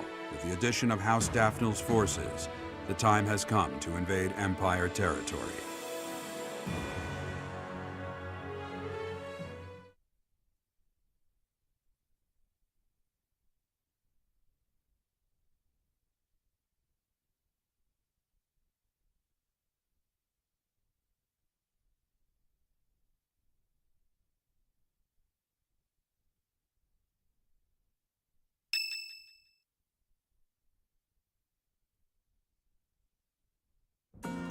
Preparations are complete. Now it's a game of patience. As they say, good things come to those who wait. Care to elaborate on this plan of yours, Claude? Can we really do this without battling my father? Pretty soon, Count Gloucester will need to gather his troops in the northern part of his territory.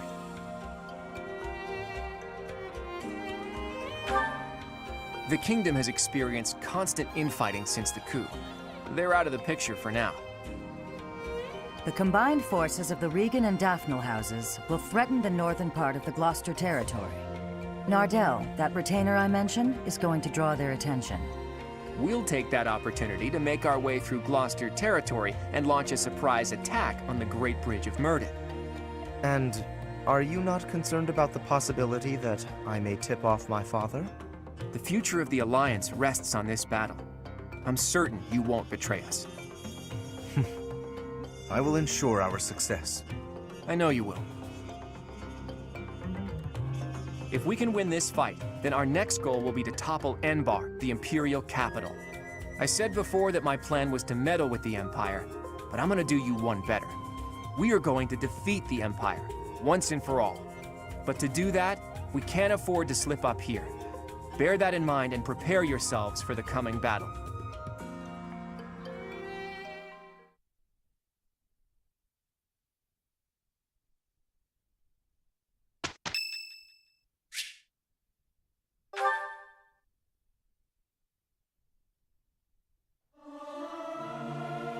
I can't sing very loud.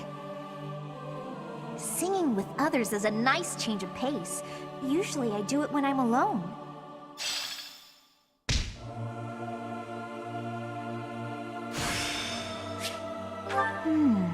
I see.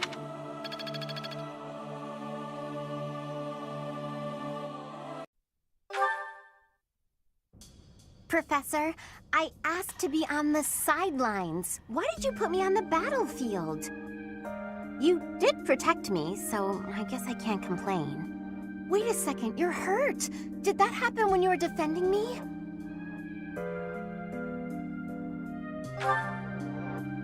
Oh, I thought so. How could you be so reckless? Perhaps you'll say that that's what friends do. They look out for each other and save each other.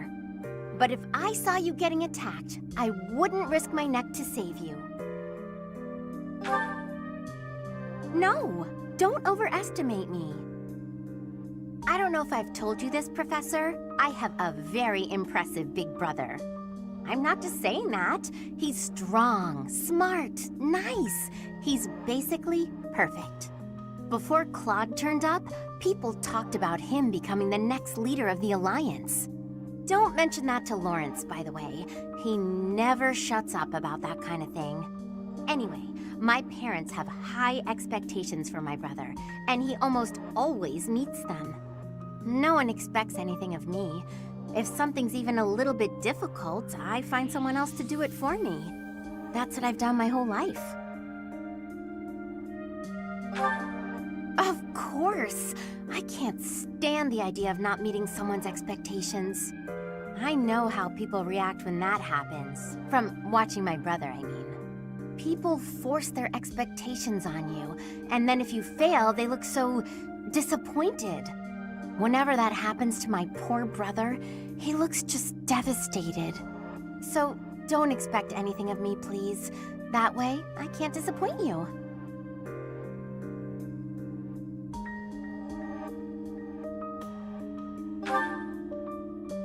You're stubborn. Okay, fine. Keep believing in me. I do want to support you and support my friends. I just don't want to let you down.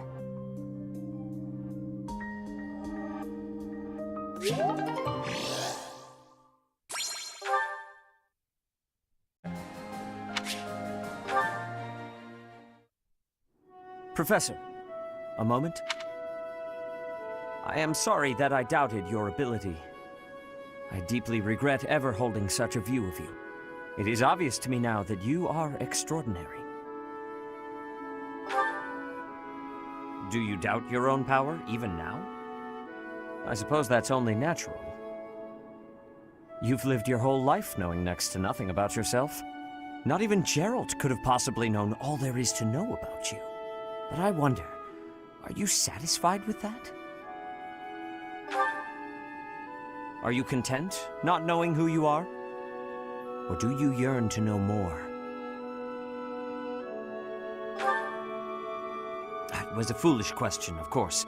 You are not the sort to be complacent. So, only one more question matters. Are you ready? The truth. All of it. Learning it will doubtlessly have direct consequences on your life. I do not know what those will be. You may decide, once you learn it, that you wish you hadn't. But even if you have such regrets, you will never be able to return to ignorance. So, are you ready to know the truth? I see. That is what I wish to hear. Since the Archbishop put so much faith in you, I will continue to offer my aid. More than that, I will put my faith in you as well, and I will do all that is within my power to help you someday reach the truth.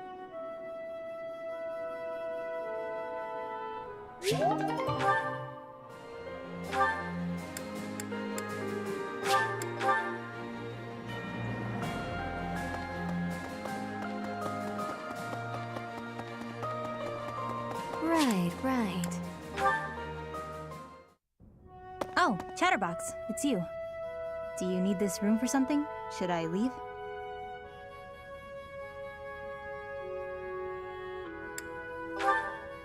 Are you sure? With me here, you won't be able to focus on whatever you're doing. Alright, if you're sure. You're a strange one, you know that? When I came in earlier, people couldn't leave fast enough. They ran away like I was a bad smell. I should be used to that sort of thing by now, but... well, it stung a little bit. I almost don't blame them. Everyone must have heard the rumors by now. A girl who summons monsters when she sighs. That's not the kind of thing people keep to themselves. Anyway, I prefer solitude. It's easier that way. You really didn't know? Yeah, the rumors are true as heck. That's why the Knights stuck me in Abyss. If anything was going to happen, better down there than up here. That was the idea anyway. Oh, you had that look on your face. The yikes, get this creep away from me look. It's okay, I'll leave. Look how dangerous I am after all. You wouldn't want to be left alone with someone like me. Who knows? Maybe I'll get exasperated and without thinking I'll start to...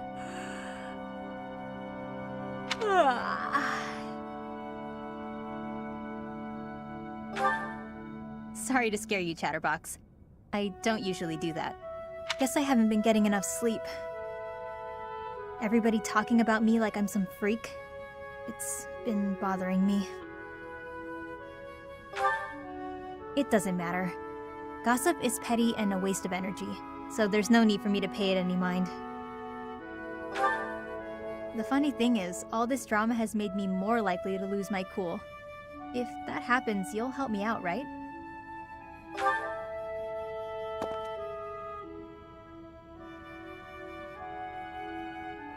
Oh.